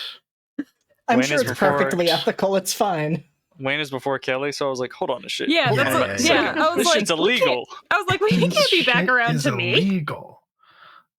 No, you are correct. Ryan is going to largely stay put, but is going to cast Magic Missile. Is he shooting a gun or is he casting it? He's casting it. He does magic. What does that look like? When he does it, so he has the sword in one hand, and it actually, I think, looks really cool. He like raises one hand and it's glowing with this eldritch energy, and he kind of like sets the sword blade across in front of him and just runs his hand down the edge of the blade, and as he does so, it creates these sparks of magical force that explode out and like fly through the air like fireworks before striking the large muscle-bound monster in various places, and it's probably the coolest thing you've ever seen. I'm not. That was really cool, honestly. Yeah. It's really the cool. blade is swathed in looking. green, Yes, but the eldritch energy is black, so it's like this black bolt. What is the word? Like shrouded in green. Yes, accented exactly by that. green. It's pretty cool, honestly. It's super cool. I might back to him, so. I mean, yeah, but like the light is enough that you definitely turn around and see it. It's, you know. I don't know about that. No, I'm focused on someone else. What's your passive perception? 10. Yeah, with a 10, you definitely see it. What? Do I see it from the alley over here? Yeah, Minding my own business. Yeah, everybody definitely sees it, honestly. With a Some passive Billie perception Eilish of magic 9, missiles. Wayne sneezes, closes his eyes, and misses the whole thing. Wow, he The rolled one so person he's trying to well. impress. Exactly. He's gonna cast it at a higher level too. Oh man, get those D4s out there. Yeah. Okay, yeah. He deals 19 points of damage to number 6. The big gun. Big 'em. Gotta click over to the right thing here. Where's number 6? There you are. Okay.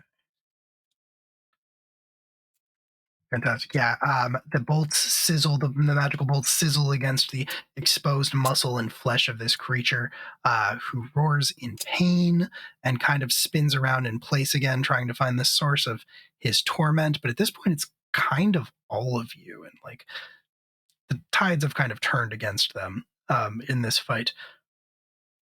That's Ryan's turn.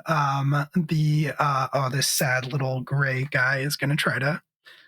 Actually, the sad little gray guy is fully going to scurry away. He just watched Nawada eat his friend. That's true. There is a lot of chaos happening all over this city, and he is just going to like cut his losses and just fully run away. Is Nawada gonna let him run away? Is he gonna let him be a coward? Nawada does not care. Nawada like turns and like looks at this thing out of the corner of his eye and kind of like snorts. There's visible steam that like hits the air as he does so, and this thing just like turns, like its eyes get real big, it turns, it scurries away, and he just like shakes his head and turns and is ready to wade into the rest of the fray alongside you all, his family. His family. That little gray guy was always out of his depth in this situation, which means that it is now 11 and 13. Both of them are going to try to go. They're both going to try to get their big attacks back, but we'll see if they are able to. Okay. No, Raph. Ban yourself. Oh. A question. What a question. Put up a poll. Okay. All right. 11 does get the ability back. So 11 goes first and is going to try to use it, I think, actually on Max. Max, you are the target in this case. Come at me. Okay. I will. Try me. Jesus Christ, I rolled 2 2s and a 1. Ooh. Yeah, I mean, he gets a lot of attacks. Okay, cool. So, all right, 3 of them hit, which means that you are going to take, does not get advantage on this, if anything. Well, actually, I guess he would, because you're also fighting 6. So, Max Miller, you are going to take 24 points of slashing damage, have that to 12. But then you are going to take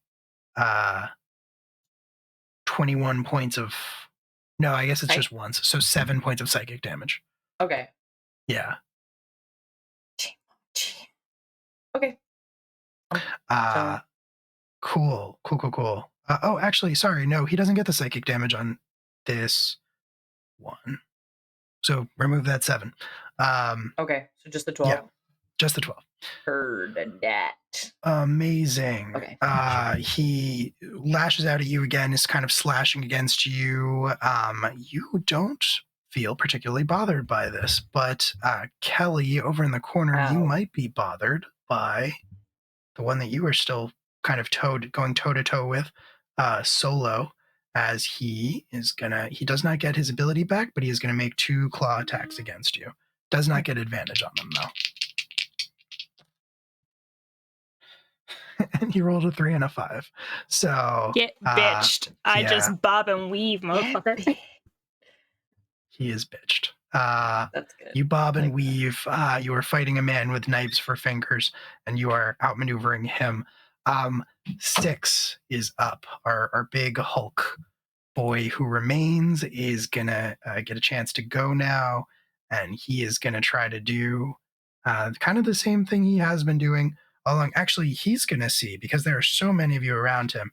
He rolls a 5, which he did. Then he gets to make a slam attack against every single one of you gathered around him, within 10 feet, which includes Callisto. So only Kelly and Wada are going to be spared. Don't forget, he has to do disadvantage for Hunter. Protection from good and evil. That's assuming that he's evil. It's assuming that's even an aberration. Yeah, he is evil. Okay, cool. That's what I thought. Amazing. All right, cool. I should have decided who these correspond to before I rolled them. Wayne, we'll do this. Yeah, we'll do this in order. Does a 19 hit you? Yes. Okay. You're going to take 14 bludgeoning damage, and I need you to make a dexterity saving throw. Dex saving throw. My dexterity is +3. That is a natural 1. +3 is a 4. You are knocked prone. Nice. Knocked loose. That's the worst. Okay. Not a problem. Next up is Max Miller. 15. No. No dice. Okay. All right. 15 does not hit. You take the hit and it does not hurt you. Hunter, he has disadvantage. I'll roll it again, but he got a 3. Yeah, he rolled a 19 on second one, so good thing for protection from good and evil. He is going to make one against Callisto, and he got a 21 to hit Callisto. Callisto is going to take 14 bludgeoning damage and needs to make a dexterity saving throw, DC 17, or be knocked prone. Callisto is gone. All right. He fully punches Callisto. Callisto goes sprawling and then kind of like explodes into a burst of rose petals. Did he drink them? I'm sorry? Did he drink him? This wasn't Callisto's water form. Oh, okay. Also, I made art of Callisto's water form. Callisto's water form is not made of water. It totally is. I can see the art right now. It's not, I don't think. Is it? I don't know. I'll have to check. Okay, all right. I'm pretty sure Callisto's water form is not made of water. Anyway. The water form is just a seahorse. Yeah, I mean, it is, though. Aww. It is. Is it? But it's not made of water. He's not made of water. Just right. a big seahorse. That was Do you ride in the weird kangaroo seahorse dad pouch? We're moving on from this. Wayne, it's your turn. Alrighty-o, I'm going to make some attacks against number 6. This is number 1. Yeah! That is a 12 plus 9 is 21. 21 to hit. First attack. To hit. Oh, fuck, I threw that off my desk. Yeah! It seems like a huge oversight that you can't delete polls after they've been created, honestly. Okay. So on that first hit, I actually got full damage, so that's 10 plus 5 equals 15. I'm also going to smite this man, and I get an extra d8. So this is a level 2 smite, so that's 3 d8s. plus another d8 because of Spirit Shroud. So this is 4 Hell battle d8s. Shake, shake, shake, shake, shake. Shake, shake, shake, shake, shake. Oh, cash money. So that's 6 plus 6 is 12, plus 5 is 17, plus 1 is 18 points of damage. Let's go. So first attack is 33 points, or not 53, 33 points of Oh my damage. God. 33 points of damage. 33. Okay. All right, then second attack. All right. Yeet. That is a natural 6 plus 9 is 15, which I think hits, right? 15. Yeah, that hits. All right. Same thing. I'm gonna actually use a first level Divine Smite on this. So this is 3d8s. Well, first let me roll a d10. Fuck, I threw that off my desk too.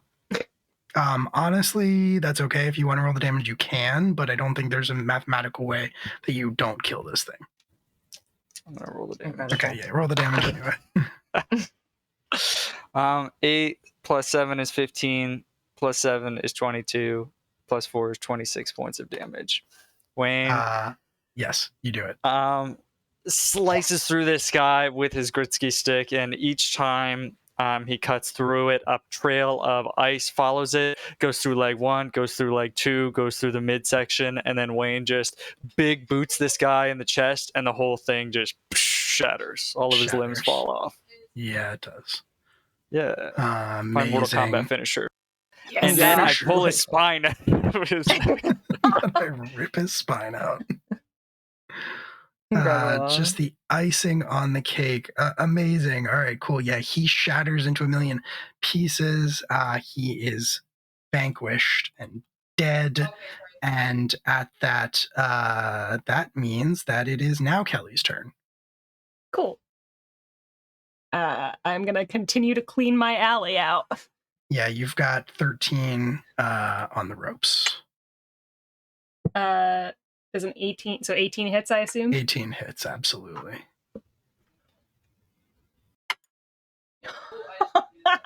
That's a 12 on the D12 for 15 points of damage. Yes. Is he still up? I think he is. I need to use my calculator app. I'm gonna, if he is, he's gonna get spiritual weapon bapped. 15 points of damage takes him to, that means that you have done a total of 72 damage to him. He has 71 hit points. Let's go. So he is dead. How do you do it? What does it look like? I think he's probably like kind of wavering a little bit. Kelly just reaches over with the hand that's not wearing the glove and just like puts it on his shoulder and just like looks him dead in his little monster face. Oh yeah, his eyes go wide as he sees what's coming. And just slams it straight up through, just her fist with the axe glove, just straight up through, under the chin, straight through the head.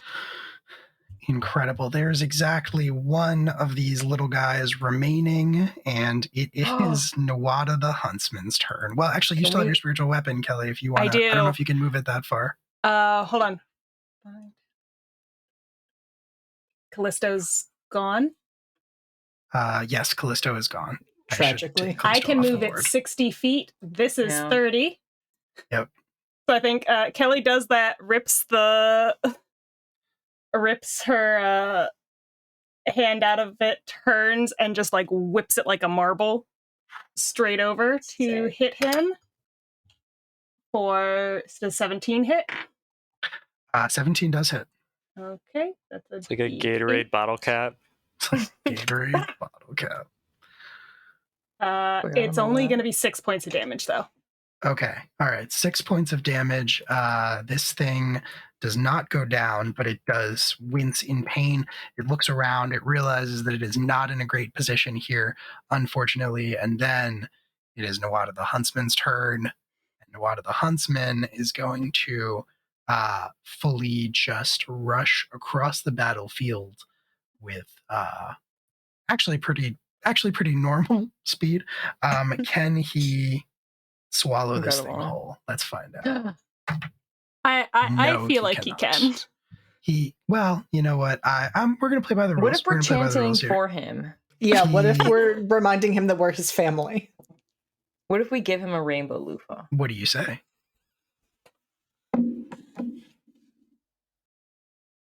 What are we saying? What do you say to him? I feel like it's like a slow clap of sorts. We're like, family till we die. Family till we die. Family till we die. Hopefully Hunter and Kelly start coming in. Family till we die. Kelly has just turned around from where she's been fighting all these things in the alley to see how you guys are doing, and she sees this and she's just like, We're in a circle around this small creature just chanting family till we die. I have been on this side street since we came out of this building. I haven't been paying attention to what you guys have been up to, so I just turn around and see this. Since the whole family didn't chant, he doesn't get advantage or anything. He misses. It's true. But you see that Nawada walks over, like pretty casually walks over to this thing, which is probably cowering between you all, and looks around at you all. Nawada looks around at all of you with like these big, like sort of, kind of almost childlike eyes, very hopeful looking, clearly asking a question. And he'll ask it. He'll like look down at the creature and he'll be like, can I eat it? Yes, it's yours. I want to put one giant hand on his shoulder and just nod. He'll grab it with one hand and just that same sort of thing, tilts his head back, jaw distends like a snake, and then he just shoves it in its mouth as it's sort of like kicking and screaming and crying out in protest. Bites down a couple of times and then the screaming stops.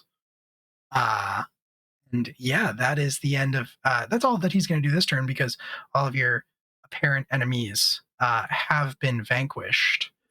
Don't love those words. Well, they've been vanquished. But apparent. Yeah, that's the end of the round. Which means at the top of the round,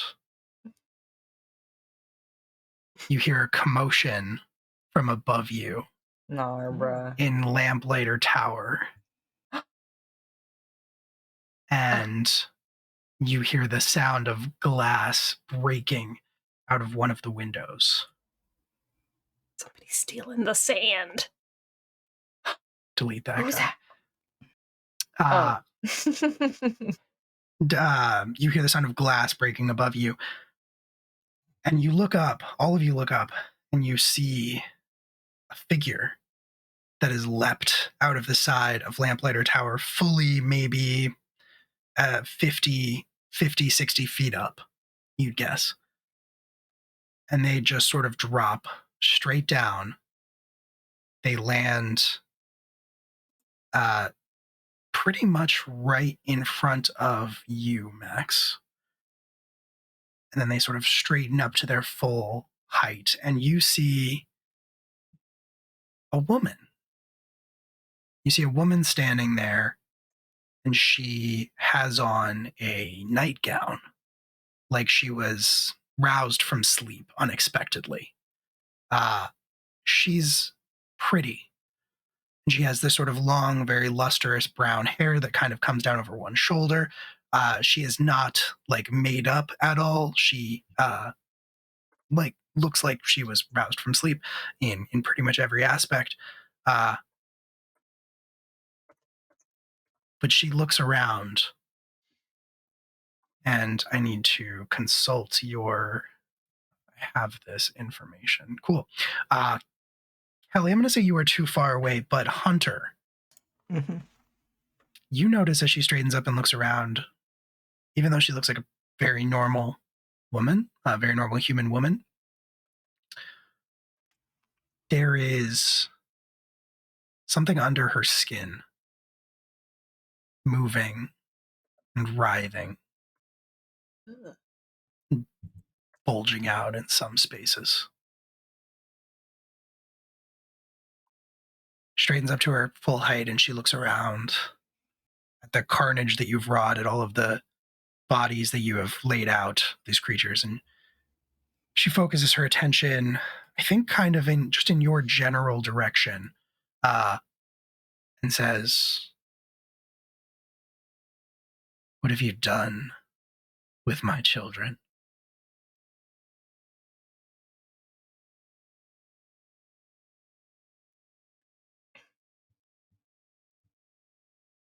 You can respond, but we are still in the first round of this initiative order. But you can take like speech actions if you want. Oh, they were yours.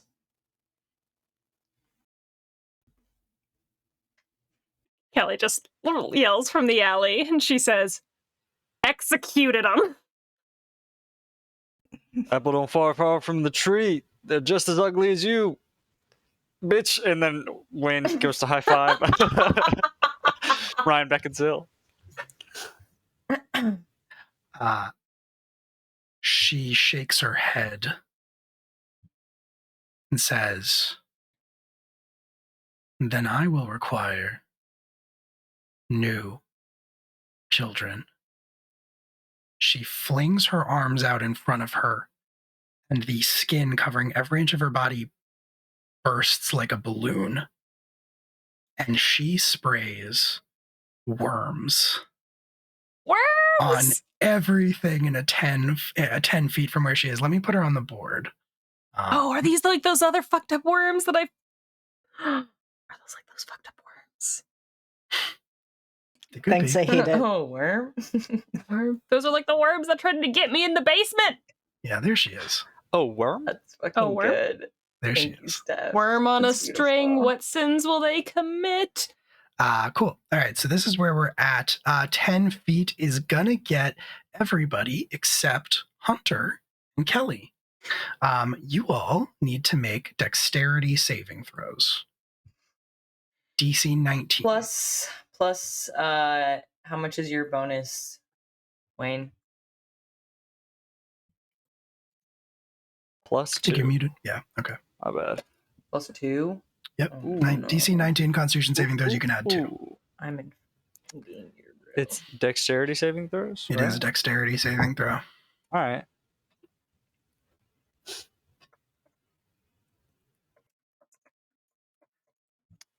So it's a DC 19, so a 14 doesn't beat it, huh?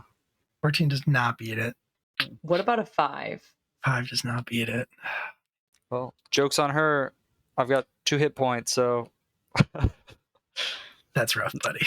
not the strongest. Can we use throw. advantages on these kinds of rolls? Because You can. Oh yeah, we have a ton of advantage. I was gonna say, I feel like you should. I feel like you should. I was thinking that too. That. I'm gonna take an one advantage. Yeet. I'll take an advantage. That's a 16. I'll roll a different die. I'll roll this one. It's alright. It's impossible to kill Wayne. Are you kidding me? I want to come back as an evil worm monster, but I still want to be alive. Okay. That's all that matters. What'd you get, Max, with your reroll? Well, it comically landed on nat 20 and then tipped onto a 2. I appreciate your honesty. So that is 5 again. Cool. Hunter? Am I in range? Sorry, no, Hunter you're wasn't good. okay. I forgot about that. Yes. What about Kelly. Ryan Beckinsale? Kelly's also out of range. Yeah, sorry. It's the NPCs. I got to roll for the NPCs here. DC 19. They are not going to be able to spend advantages. Oh boy. Oh no. Oh no. Not good. Oh no. Oh no. Not Did everyone good. fail this? Everybody did fail this. This is going badly. All right. Everybody who failed is going to take 22 necrotic damage and is blinded and restrained by masses of swarming worms. Just like Princess Mononoke. It's just like Princess Mononoke. You said cool, how so many points? Hold on. 22 points of necrotic damage. Okay. So I'm hits the guessing ground. Wayne goes down. Wayne goes down. Does your thing only kicks in once, right? Once a day. Once a day. Okay. I got you, buddy. I got you. Okay. Amazing. She does that. Right. Though. So we'll have to keep track of those. You are blinded. And you are restrained. So, just to touch base real quick, when you are blinded, sorry, the text is not wrapping here. You fail any ability check that requires sight. Attack rolls against the creature have advantage, and your attack rolls have disadvantage. So keep that in mind. And then when you're restrained, your speed becomes 0, and you can't benefit from a bonus to your speed. Attack rolls against you have advantage. Your attack rolls have disadvantage, and you have disadvantage on dexterity saving throws. So just jot that down. And so with all of that being said, Hunter, it's your turn. Oh boy. Okay.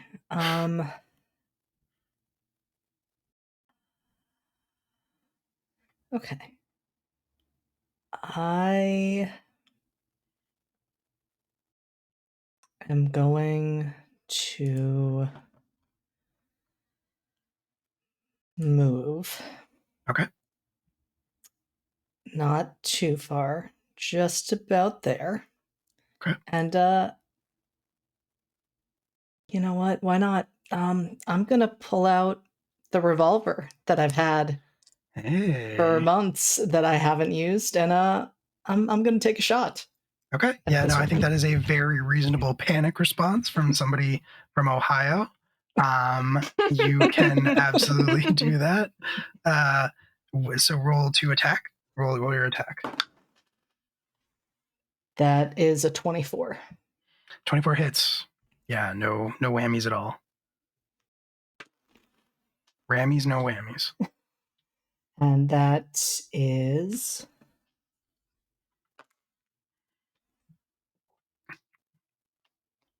15 points of piercing damage. Okay.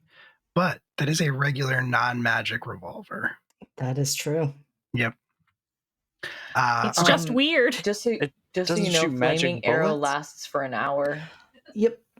Okay. I'm keeping an eye on that as well. Okay. Yeah. Very cool and amazing. All that good stuff. So just to be clear, also, you are now, her overall shape remains the same, but she is now just a mass of worms. She is not, she's no longer a human being looking thing. She is just a swarm of worms in the shape of a person. So you fire the bullets into this.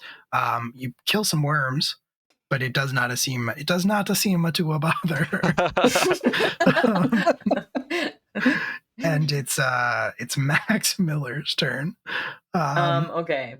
So I'm restrained. I'm blinded. Can I use strength to like bust out of the worms? You cannot. You get to repeat the saving throw at the end of your turn.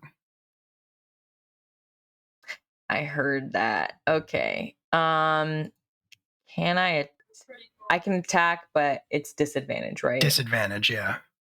Okay. Then I don't think you can have double disadvantage, so you're blinded and restrained. Normally, those both give you disadvantage. Yeah, that's fine. Yeah. Then Max is going to start wailing wildly. Okay. Just absolutely swinging gallows around, slashing at as many worms as possible. Okay. And just like screaming. Okay. Sorry, I tried to talk. Okay. I'm attacking twice.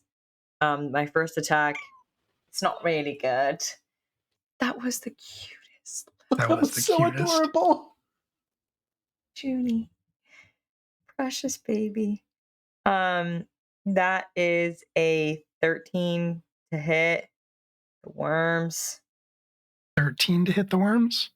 Yeah. That's not going to cut it, bud. Sorry. Okay, what about a dirty 20? Dirty 20 will hit the worms. Okay, cool. Can the worms do a wisdom saving throw? The worms are immune to being frightened. Are you? It doesn't matter because I forgot we're doing disadvantage, right? So that would have not hit anyway. Right. And then you don't have advantage. Yeah.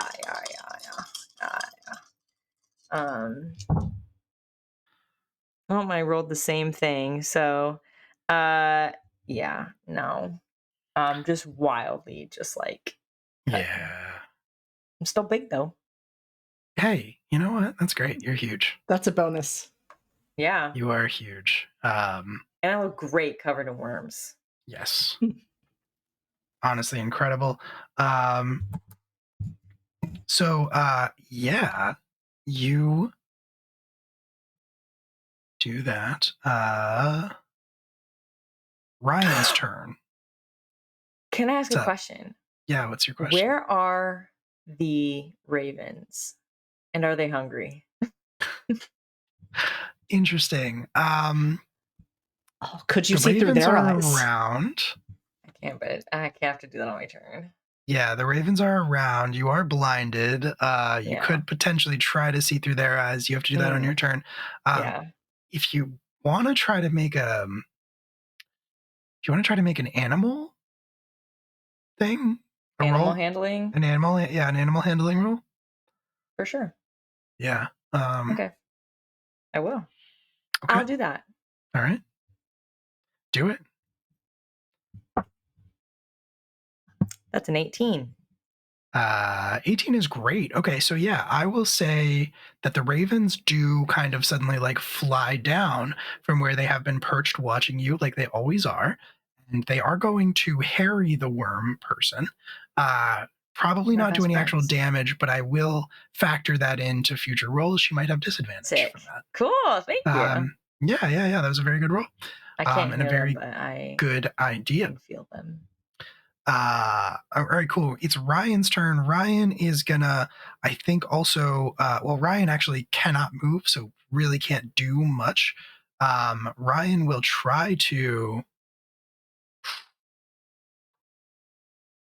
A lot of Ryan's stuff is dependent on hitting someone with a sword, even the magical stuff.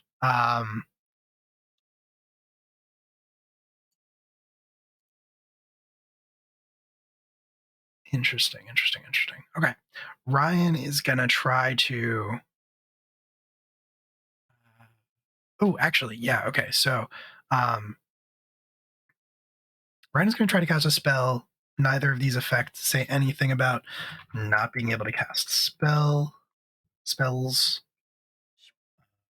that one not in the... Okay, that one not in the database.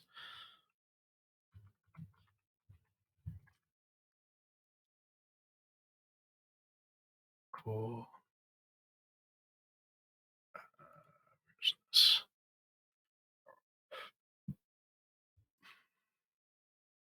Okay, very cool. All right.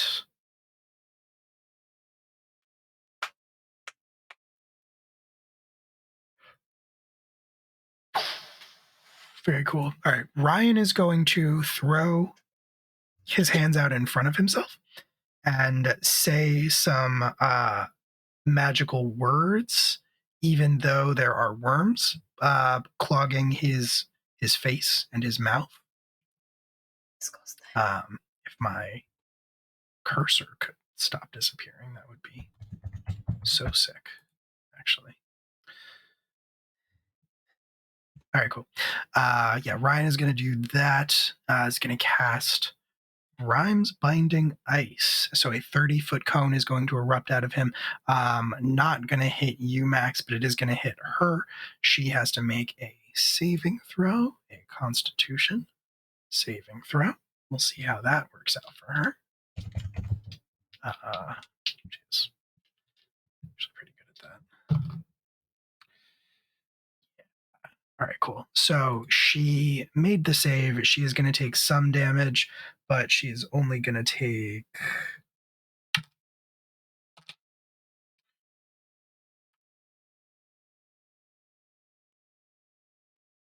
She's only going to take 6 points of damage from that. Okay, cool. So this cone of cold energy, icy energy, flies out of Ryan and is going to strike at. Is going to strike this worm creature, this worm lady. She is going to be covered in it for a second.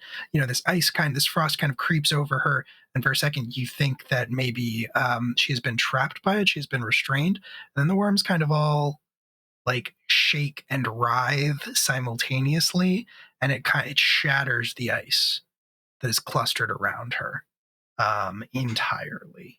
And so that is not gonna fly, unfortunately. Which means that we are now past Ryan's turn. Oh, Ryan does get to make another saving throw. Oh, and Ryan. Can I also do a saving throw? Yes. Sorry, you should have done that at the end of your turn. Okay. Sorry. No, you're good. You're good. Go for it. Disadvantage, right? You do have disadvantage because you have disadvantage on dexterity saving throws, and that's what this is. But I get +2 because of. Oh no, Wayne's down. You do. Oh, that's true. Wayne's aura doesn't factor in. We do have 4 advantage in the pool. No! Ryan has an ability called Indomitable, where he can reroll a failed saving throw. So we'll see how he does. I rolled a 3 and a 2, so it's fine. That sucks. You can spend advantage. From the DM. Terrible. Oh, that sucks. Anyway. Oh, man. Covered in worms. So close. Freaking Ryan. Okay, Ryan, so dude. he fails, but he is going to try to reroll. This is going to be such a funny story for Alec at brunch. Alec's going to come out of the tower and be like, what's up with your face, dude? Ryan did his best, but no dice. Wayne, you are down, which means it is Kelly's turn. Can I make a death saving throw? Oh, yes, you do have to make a death saving throw. Please do that for me.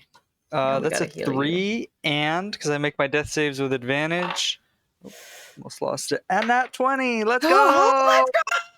Hey, all right. Okay, so, dude. I think it's a house roll that you're 1 and at 20, you're back to 1 hit point, but I'm down. I don't know. Is it at the beginning of my turn or at the end of my turn? It's at the beginning of your turn. Yeah, I would say at the beginning of your turn. Yeah, sick. I pop up. Yep, 1 hit point. With 1 hit point. Am I still all of those things, or does dying get rid of it? You are covered in worms. You wake up in hell. Yeah, you wake up in the worst possible time. I am covered in worms. You are covered in worms. So my movement is 0, right? Yeah, your movement is 0. Okay, well, since I can't, so normally standing up would take half my movement. I think I'm just gonna sit there, covered in worms, and I feel like my hands are at my side, like in what's the name of that show where you do dares? Double Dare. Double Dare, maybe. Anyway, I'm covered in worms, and I'm just at my side. I'm just gonna heal myself for 7 points. Amazing. All right. Valid. So valid for that. And then you do dex save, right? Yes, you do get to do your dex save. And then I will do a dex save. Juniper, get the fuck out of here. You do have disadvantage on that. Disadvantage. That's a 12 and 6. Okay. You're still covered in worms. Still covered in worms. Still covered in worms. Kelly. Honestly, it's good for your skin. But I have 8 hit points now. Yeah, they're eating all of the dead skin off of your face, so it's actually really good for you. So what Kelly's gonna do, is I'm gonna cast Call Lightning. Okay. And normally she would get a Dex 15 saving throw to try to get half, but I'm not gonna let her do that because I saved my Channel Divinity for Wrath of the Storm for now, which means I can do the automatic max damage of that spell. So that is 30 points of lightning damage onto this woman. And then in addition to that, I can throw her, because she took lightning damage, I can throw her 10 feet, which is Thunderbolt Strike. Amazing. Wow. All right. Put the team on your back right now. Really, truly. So 30 points of lightning damage? 30 points of lightning damage automatically. Like a thunder, like there's the like roll of thunder in the distance, and then all of a sudden just like a loud crack of thunder right above them. You look up, the stars are gone. It's just a big old cloud, and then it is specifically that lavender purple lightning that is associated with Kelly's magic, and it just cracks right down on top of her. shoots her 10 feet, and following right behind her comes the spiritual weapon. So you may Hell yeah. you may put her where she lands. Sure. So I think that's up to you, right? 10 feet in what direction? Thunderbolt strike, you deal 10, you can push it just 10 feet away from me. So she can go in any of the directions as long as it's not closer towards. Put her right in front of Ryan. And then I just ping her right with the anyone. Hell yeah! Anyone who's not covered in lightning, I think, also as the lightning flashes overhead, as the storm clouds gather, I think you see the like vague outline of a large bird-like form within the clouds. My mama. No, I missed that. You missed it. You missed I'll tell you all about it, Max. I'll tell you all about it. Tell me at couples brunch. Okay. So roll your spiritual weapon, Kelly. I think in this moment you are fully in your aspect as the ghost in the storm. So that's a nat 20 on the spiritual weapon for a 27 if it matters. Yeah, I mean, it certainly matters. Absolutely incredible.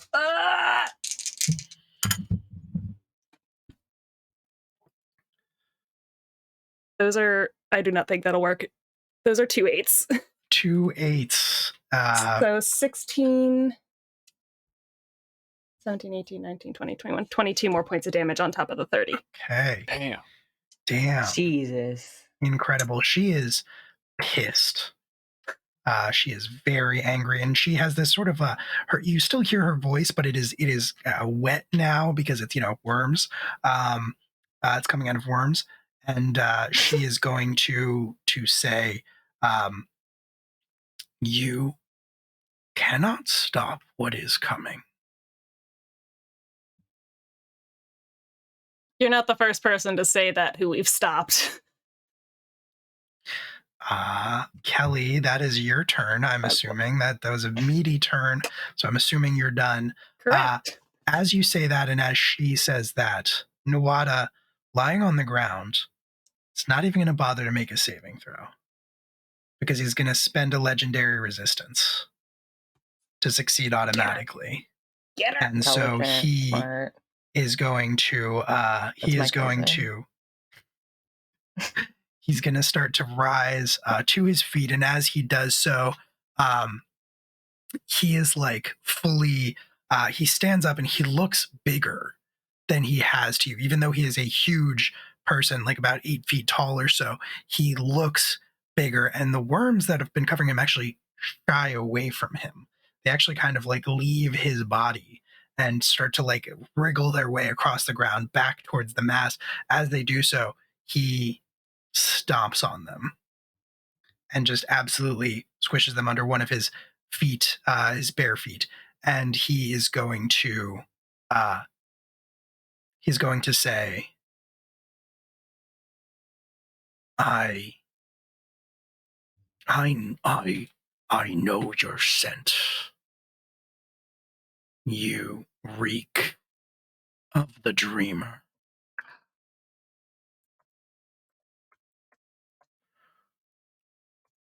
And if embodied worms could look nervous, they would at this moment. So very unhurriedly, he is going to move around you, Max, where you have kind of fallen on the ground and covered in worms. And he's going to make his way sort of very casually up to this person. And he is going to try to... We're going to see if he regains any of his abilities, which actually in this case is just one. He does not get his swallow whole ability back, but this person is made out of worms, so that kind of makes sense. But he is immediately going to spend one of his legendary actions, and he's going to say, "Family with me." And he is activating an ability called Hunt Prey. He is signaling to all of his allies within 60 feet that one creature should be hunted. And all of his allies deal an extra 1d6 damage against the target for 1 minute until they are killed, or Nuada uses this action again. So he is going to attempt to just basically punch these worms apart. He doesn't know much, but he knows punching. And he is going to be reckless as he does this. Cool. All right.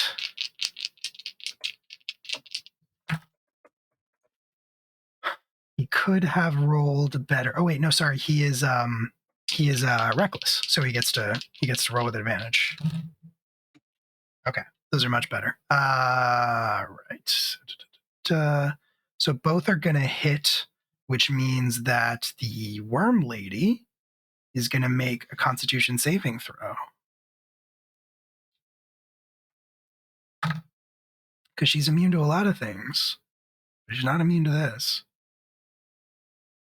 She does make the saving throw.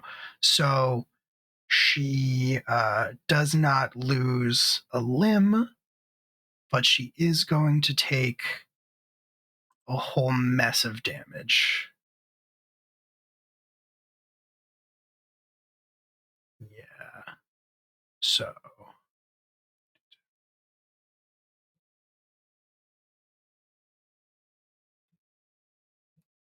right. Amazing.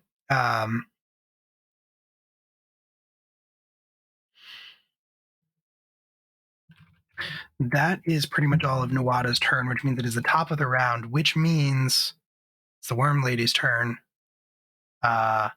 She is looking a little bit rough after that last bout of getting punched. I think what you all see is Nuada is like fully just sort of ripping handfuls of these worms out and just kind of squashing them in his hand. He's shoving some of them into his mouth, and I think he does actually like bite off one of her arms, but it does sort of just grow back because, again, worms. Worms. She is going to use at this moment, things are looking pretty dire for her. She's not in great shape. She's going to use all 3 of her legendary actions. Everyone who is currently restrained by the worms, she's going to feed on you. You are going to take 13 necrotic damage, and she is going to gain 6 temporary hit points for each of you. But that's only 3 of you now. It's not 4 of you. So she's not getting a ton of hit points back. Wayne, does that put you down again? Wayne is put down again. Okay. So sorry. Wayne, like in Fear Factor, the TV show I was trying to think of earlier, he gets so scared, he's like, ah! And passes out. Well, it's like if you can't even see what's happening. It's like you wake, you come back to consciousness, but you can't see, you just feel.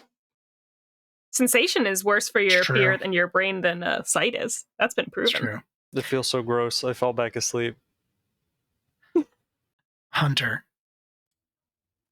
you're the only person who notices this. Oh boy. But you see everyone who has been fed on by the worms. The worms are sort of burrowing into their flesh. In Wayne's case, they are burrowing into his right arm. No! That's my slapshot arm. That's your slapshot arm, bud. That's unfortunate. That is very unfortunate. All right. So she's gonna use her legendary actions to do that, and then she is going to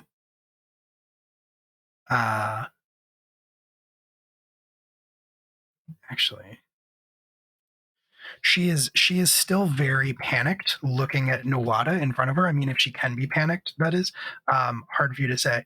But she is going to raise her worm hands. Really kind of strange to imagine that, but they are hands made out of worms.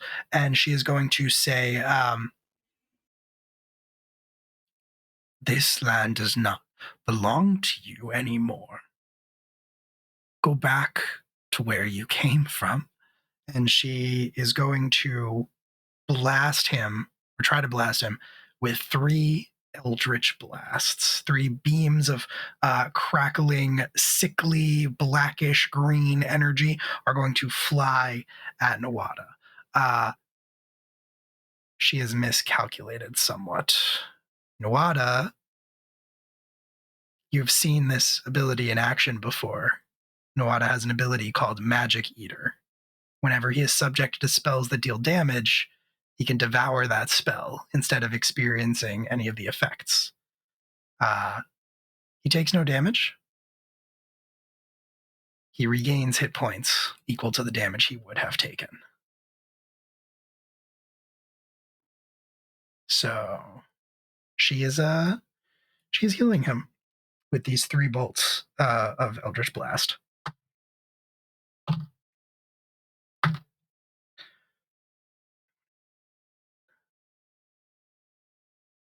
Okay.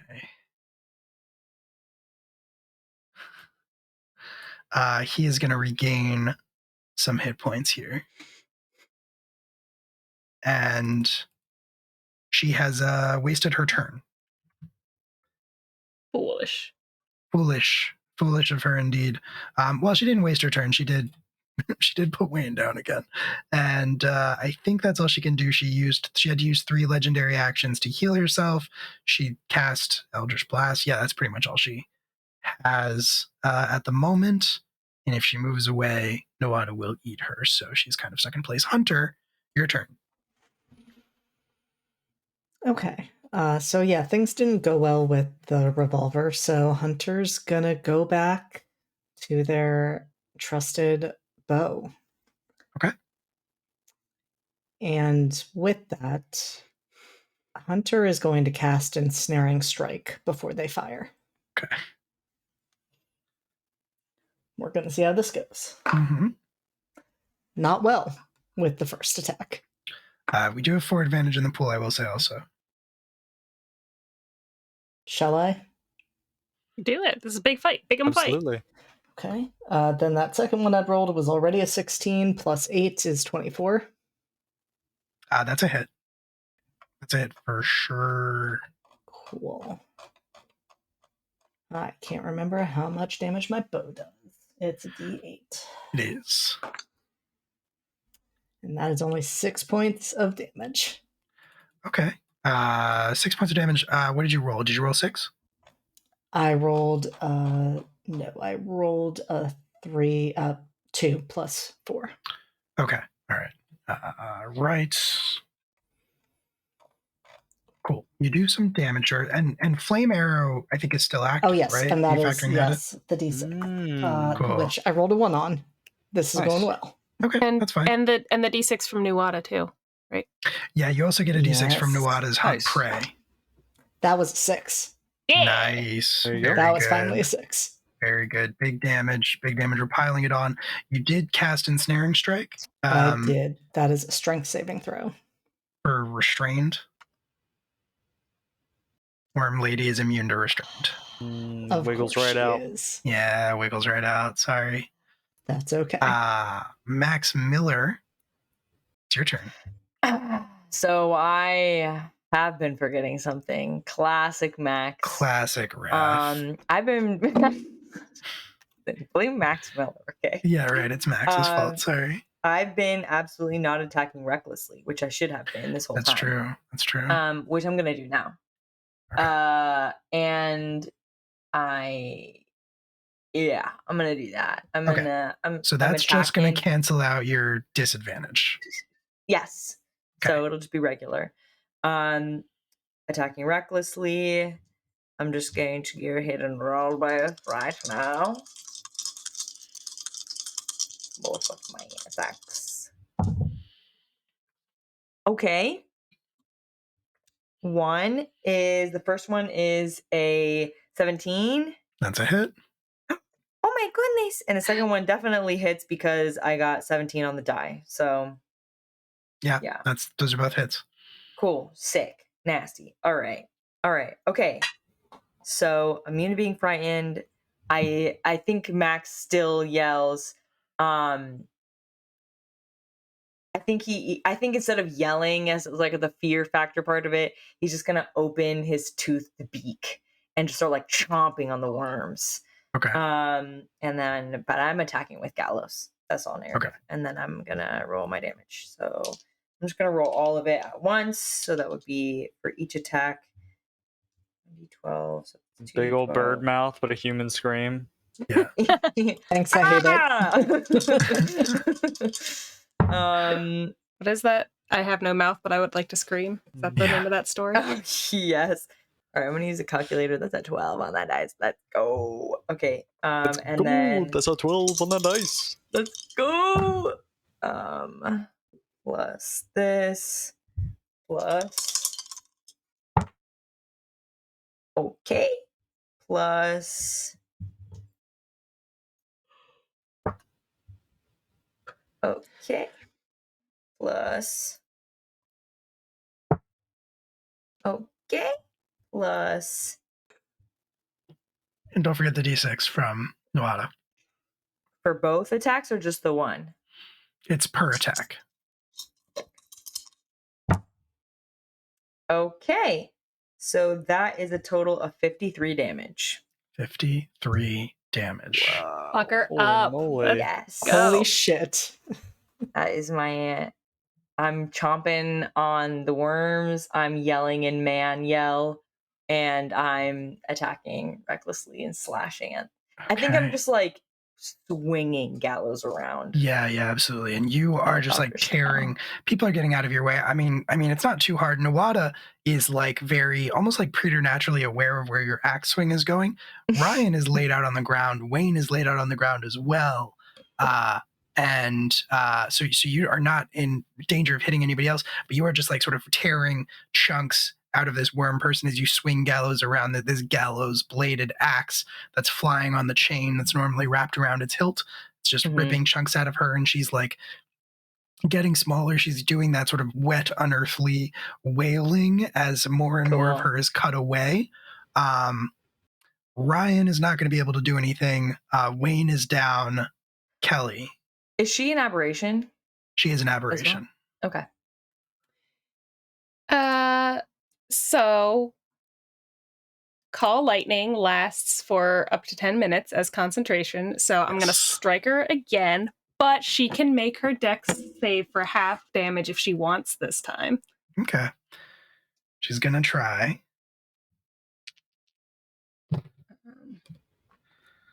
She rolled really well.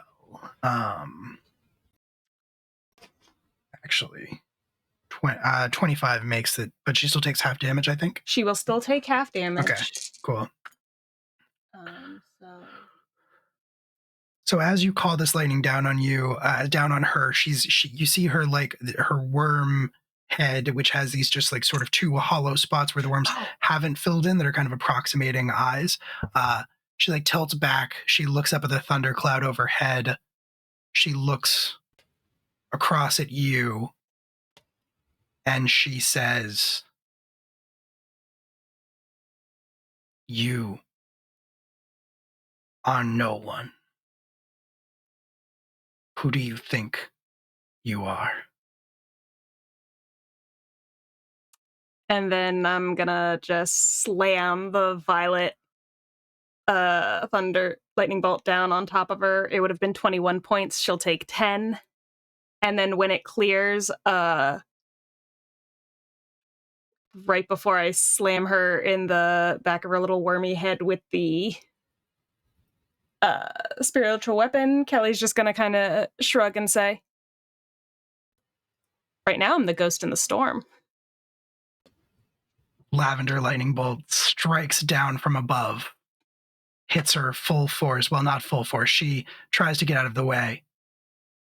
There is one last wail as your lightning strike incinerates the mass of worms that composes her body. She had 3 hit points left after Max's attack. KS to Max. Just here to fucking kill. He doesn't know. He's under worms. And incredible. The worms fall underfoot Nawada looks at you approvingly, Kelly. He nods and says, "A worthy title, indeed." And in that moment, things are quiet. Quiet, like we're out of initiative, and I can go use Spare the Dying on Wayne. Quiet, Wayne's, like Are out we of still initiative. blinded? Wayne's should be stabilized by now. I've been rolling death saves over here. So as she is incinerated, the worms that have been covering all of you also writhe in pain, even though they are not struck by the lightning. It's kind of you can tell that it's kind of a like, hive mind situation.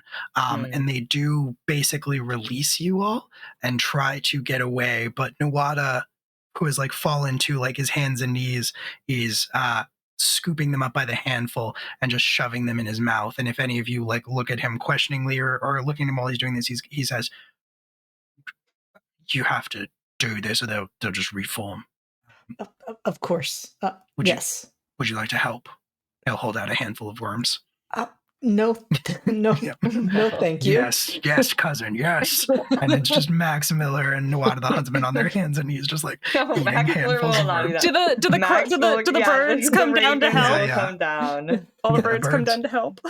The birds are definitely coming down to help at this moment. And Kelly, you can move over to Wayne. If he doesn't need to be stabilized, then I will just heal him. Nice. He doesn't need to be stabilized. You can heal him. I rolled a lot of 2s and 3s, but it's always at advantage. So it was like a 2, 16, yeah. 3, 15. Jesus. Yeah, that could disadvantage on the saving throw you need to make to end the effect and the DC 19 are brutal. Yeah. Absolutely brutal. As the crows started on the worms, Nawada... the ravens started on the worms. Nawada stands up from where he was crouched down beside you, Max. You return to your normal size, about like 2 feet, 1.5 feet shorter than Nawada. He is going to... He turns his head sharply, looking out to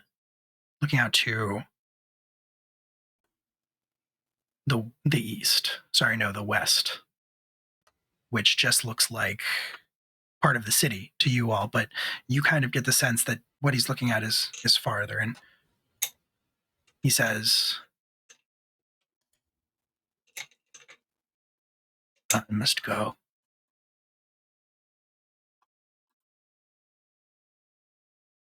I'm called home." By your siblings. I thought we were your family. Where's home? Fuck. God, what is it called? The Bright, isn't it? No, so yeah, there's the Bright, but they have a city. They have a city. Yeah, they've always had a city. It's in the fucking thing. Oh, gotcha. And he's getting up. He's like shaking out his shirt like he has Cheeto dust all over him. Yeah. God, I feel like Max would kill for some Cheeto dust right now. Just a bag of it. Oh, I have my notes right here. No, where did they go? Yeah, you've never been there, but it is a fucking thing. We've never been there, but it's in the... Like how you freeze off warts. Wayne is doing that with like little wormies. The guys that didn't burrow all the way in that are still kind of poking their tails out. Yeah, we'll get to that. I hate that. I wouldn't worry about it. Never It's do. not my hand.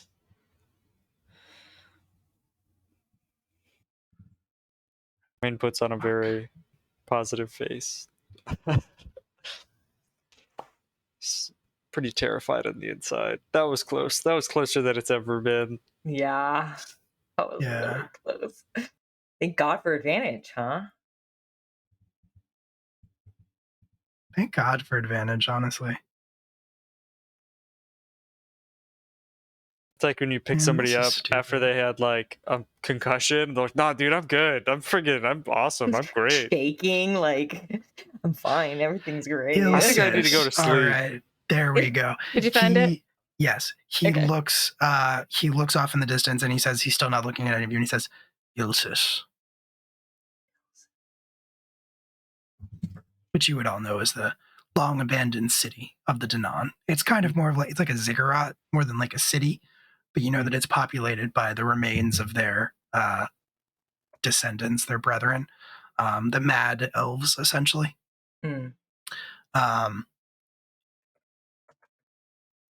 He says, something has shifted. Something has changed.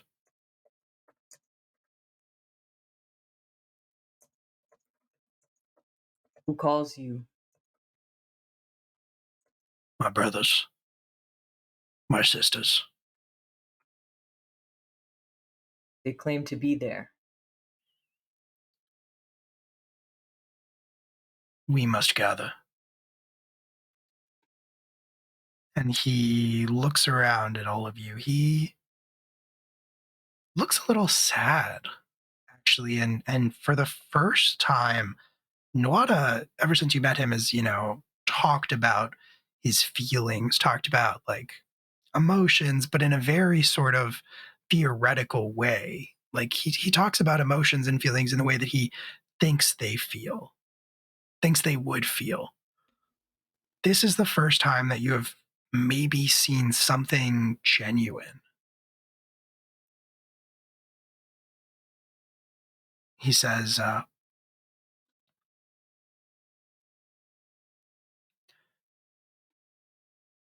this was a fun game while it lasted.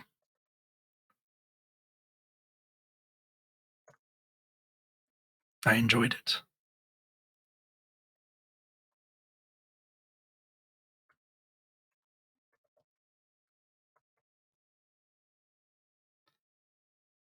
I hope that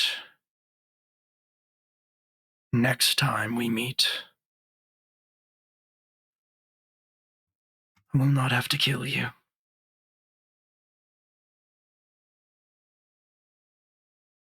I hope for the same thing.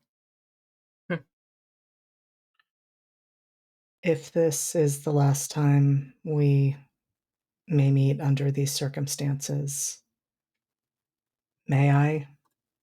And Hunter reaches out to offer Nuada a hug.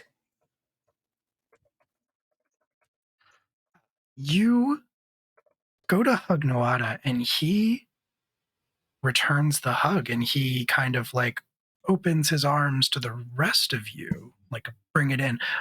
Wayne, I don't think you are able to get up yet. But Max and Kelly, do you bring Can it I in? pick Wayne up? I was gonna say, can I help Wayne? Yeah, you can help Wayne. You can help Wayne. It would feel weird to hug him, considering and Wayne can't, considering Wayne is technically like. Yes. Fuck! It did the thing again. God damn it! I didn't think it was gonna do this. Fuck! I thought I fixed this problem. Honestly, all right, we're just gonna take Wayne's Gritsky stick and like stick it up the back of his jersey to like pop him up. He's like fucking frozen. All right, hold on. No. I'll fix it. Wait. Did that fix it? Yes. Did Wholesome fix it? Wait. Nope. No, Wholesome broke I me. hate this so much. Wait. Bingo. You keep every time you say wait. Every time you say it. Oh, what a day! What a lovely day! Hey! Hello. Okay, Welcome. I think we're good. Okay. Yes, welcome everybody should be readers. able to. Just Well, don't also say thank the you. W word. I know. Thank you for the raid, Guild Superior. We are like wrapping up the very end, but there's some good stuff still to come. Thank you so much. still fucking broken? Of course it is. Oh? Yeah, I forgot that I have to leave it on fucking studio mode. This is dumb. Anyway, welcome on in, Raiders. Thanks for joining. Woo! Normal stuff is happening here. Normal Things. So we hug our weird cannibal cousin uncle thing. You do. But also, you do. we definitely pick up Wayne and bring him in. Yeah, you bring Wayne in. Wayne in the middle. Wayne in the middle, honestly. Everybody propping me up. Arms can't move. One arm under his arm.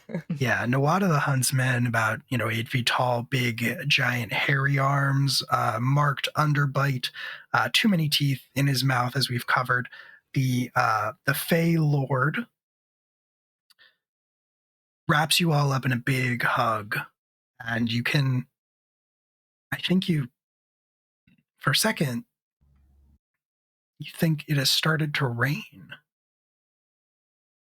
And you realize that he's crying.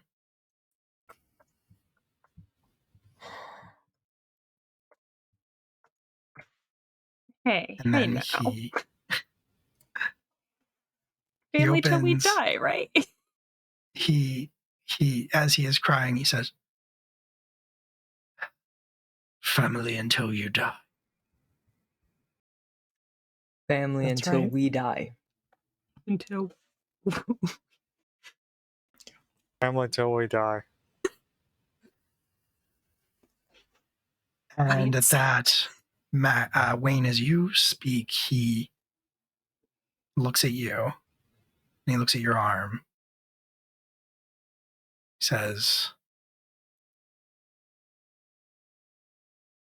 "It's spread too far.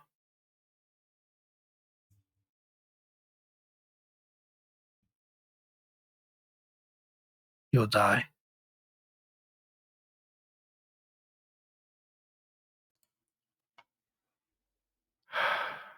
He gives a big sigh.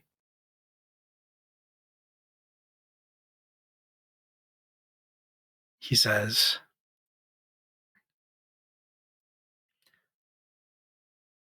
"I suppose it's fitting."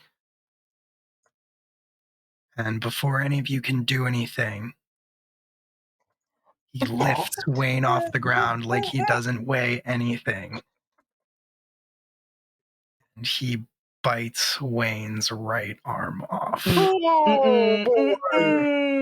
Oh, that's the slap shot arm right there. There goes the shot. I suspected. We fade to black. We cut away from that. We don't need to dwell on that description. But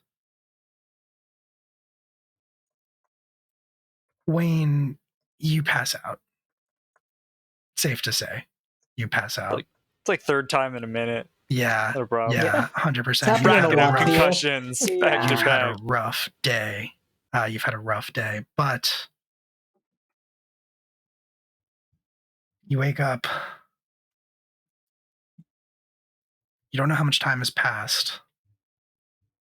You wake up in a hospital bed. And you look around as you sit up. A hospital bed, by which I mean one of the glowing magical beds that you've seen in the infirmary at Calderon Keep.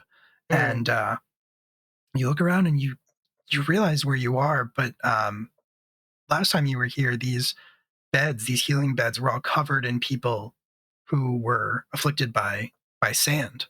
And you see now that a lot of them are empty. A great deal of them are empty, but as you look around, you see that there is one next to you, or maybe like 3 over, we'll say, from where you are lying, and you see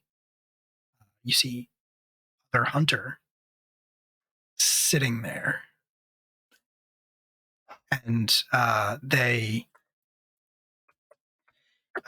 look down at where their arm is missing, and they say, "I guess we match."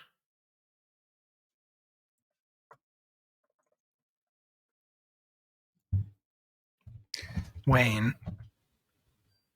when you look down, your arm is gone. But there is one there made of a liquid silver metal. Let's go! Instead. Okay, God. And in the last vestiges of your consciousness before it all went dark, you remember hearing, right as everything went dark around you, you remember hearing Nuada say, so that part of me will always be with you.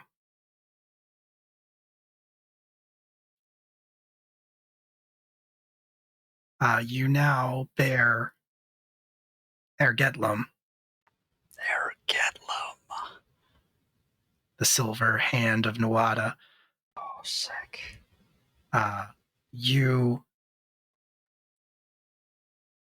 get up out of your bed. You stumble a little bit. I think other hunter kind of rushes to your side, helps you up, even though, they're missing one of their arms. They're farther along in the recovery than you are.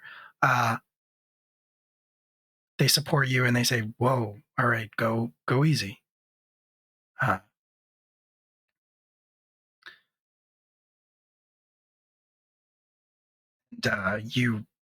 are you going, Wayne? I would like to first summon Borkus and just a big old dog to kind of walk me through the halls. Yeah. If it's breakfast time, or actually I kind of look up at the sky out of the window. I see it's maybe an hour or two after breakfast time. Yeah. And Wayne just says to Borkus, I think we're just in time for a couple's brunch. Just kind of stumbles through the hallway. You stumble through the hallway, other hunter with you. You pass by the open doors of Calderon Keep, which are always open these days, and you look out, glance at the side, and you see Calderon stretched out across the cityscape. You see where some of it has burned, some of it has fallen, some of it is some of the buildings have been toppled over, scorched, leveled even in some spots, but it is still standing.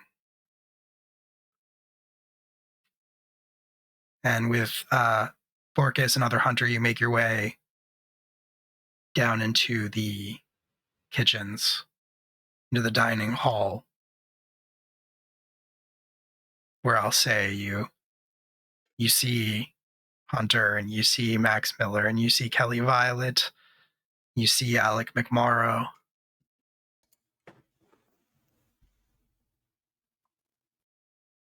And y'all stand up as you see other hunter walk in. You see Wayne.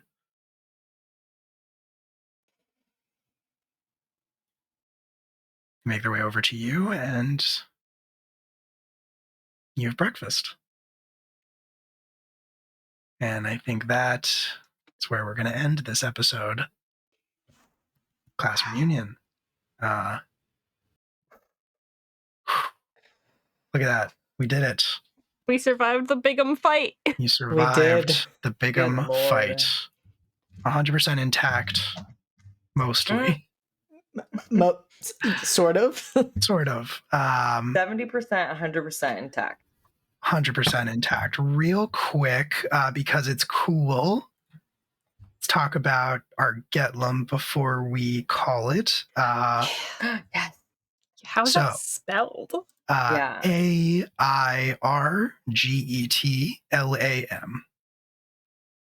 Okay.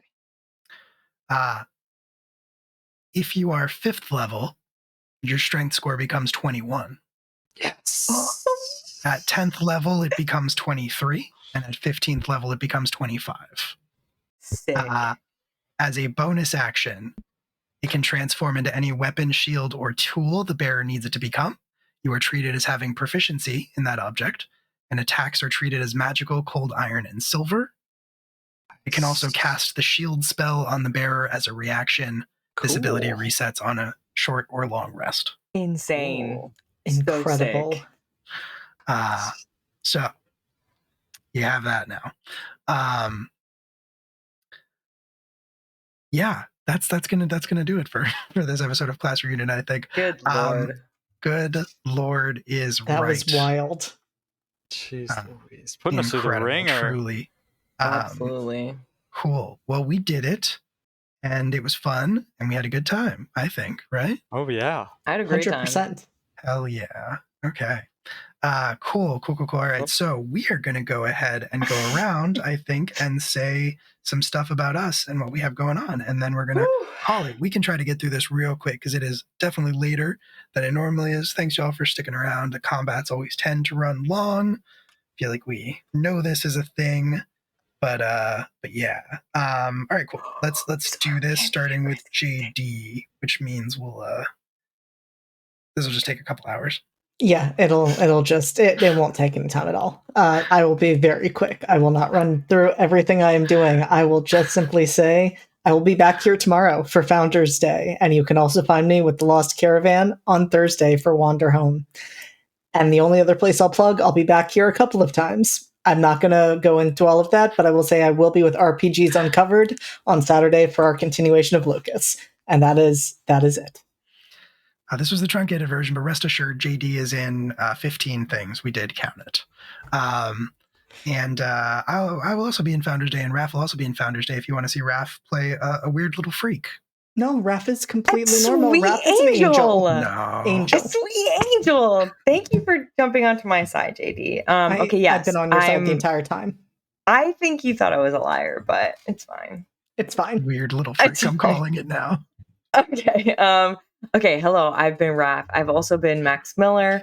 Yeah, I will be here tomorrow for Founders Day. I will be here on Friday for a season of Secrets and Shadows. Is it the last episode? I don't honestly remember at this point. It's not. Yeah. It's beautiful, perfect, sick, amazing, awesome. And then next week I will be here on Thursday for JD's game of Redacted.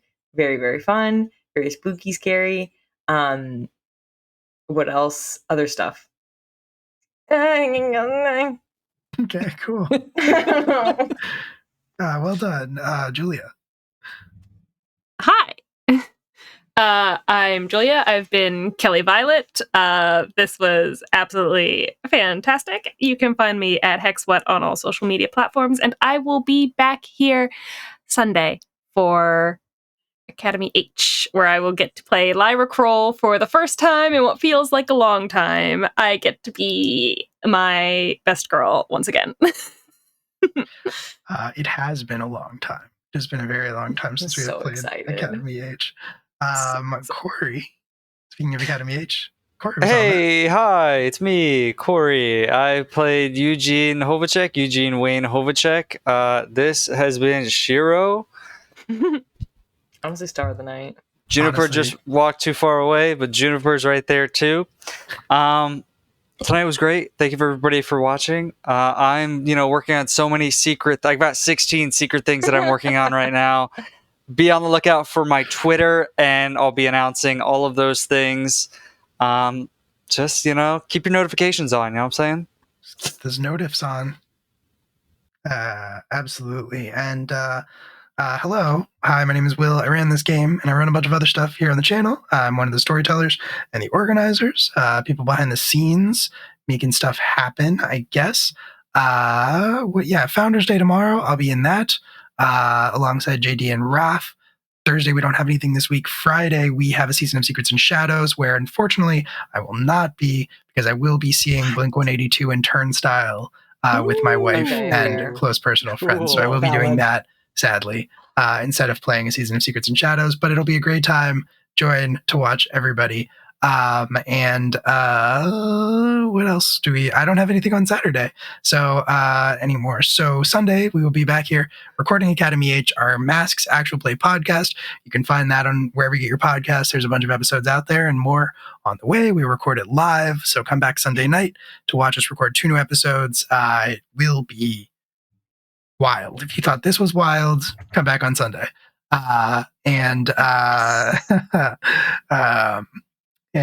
Next week is stuff too. Missing Numbers, Pokemon Eldritch Horror, and I think that is it.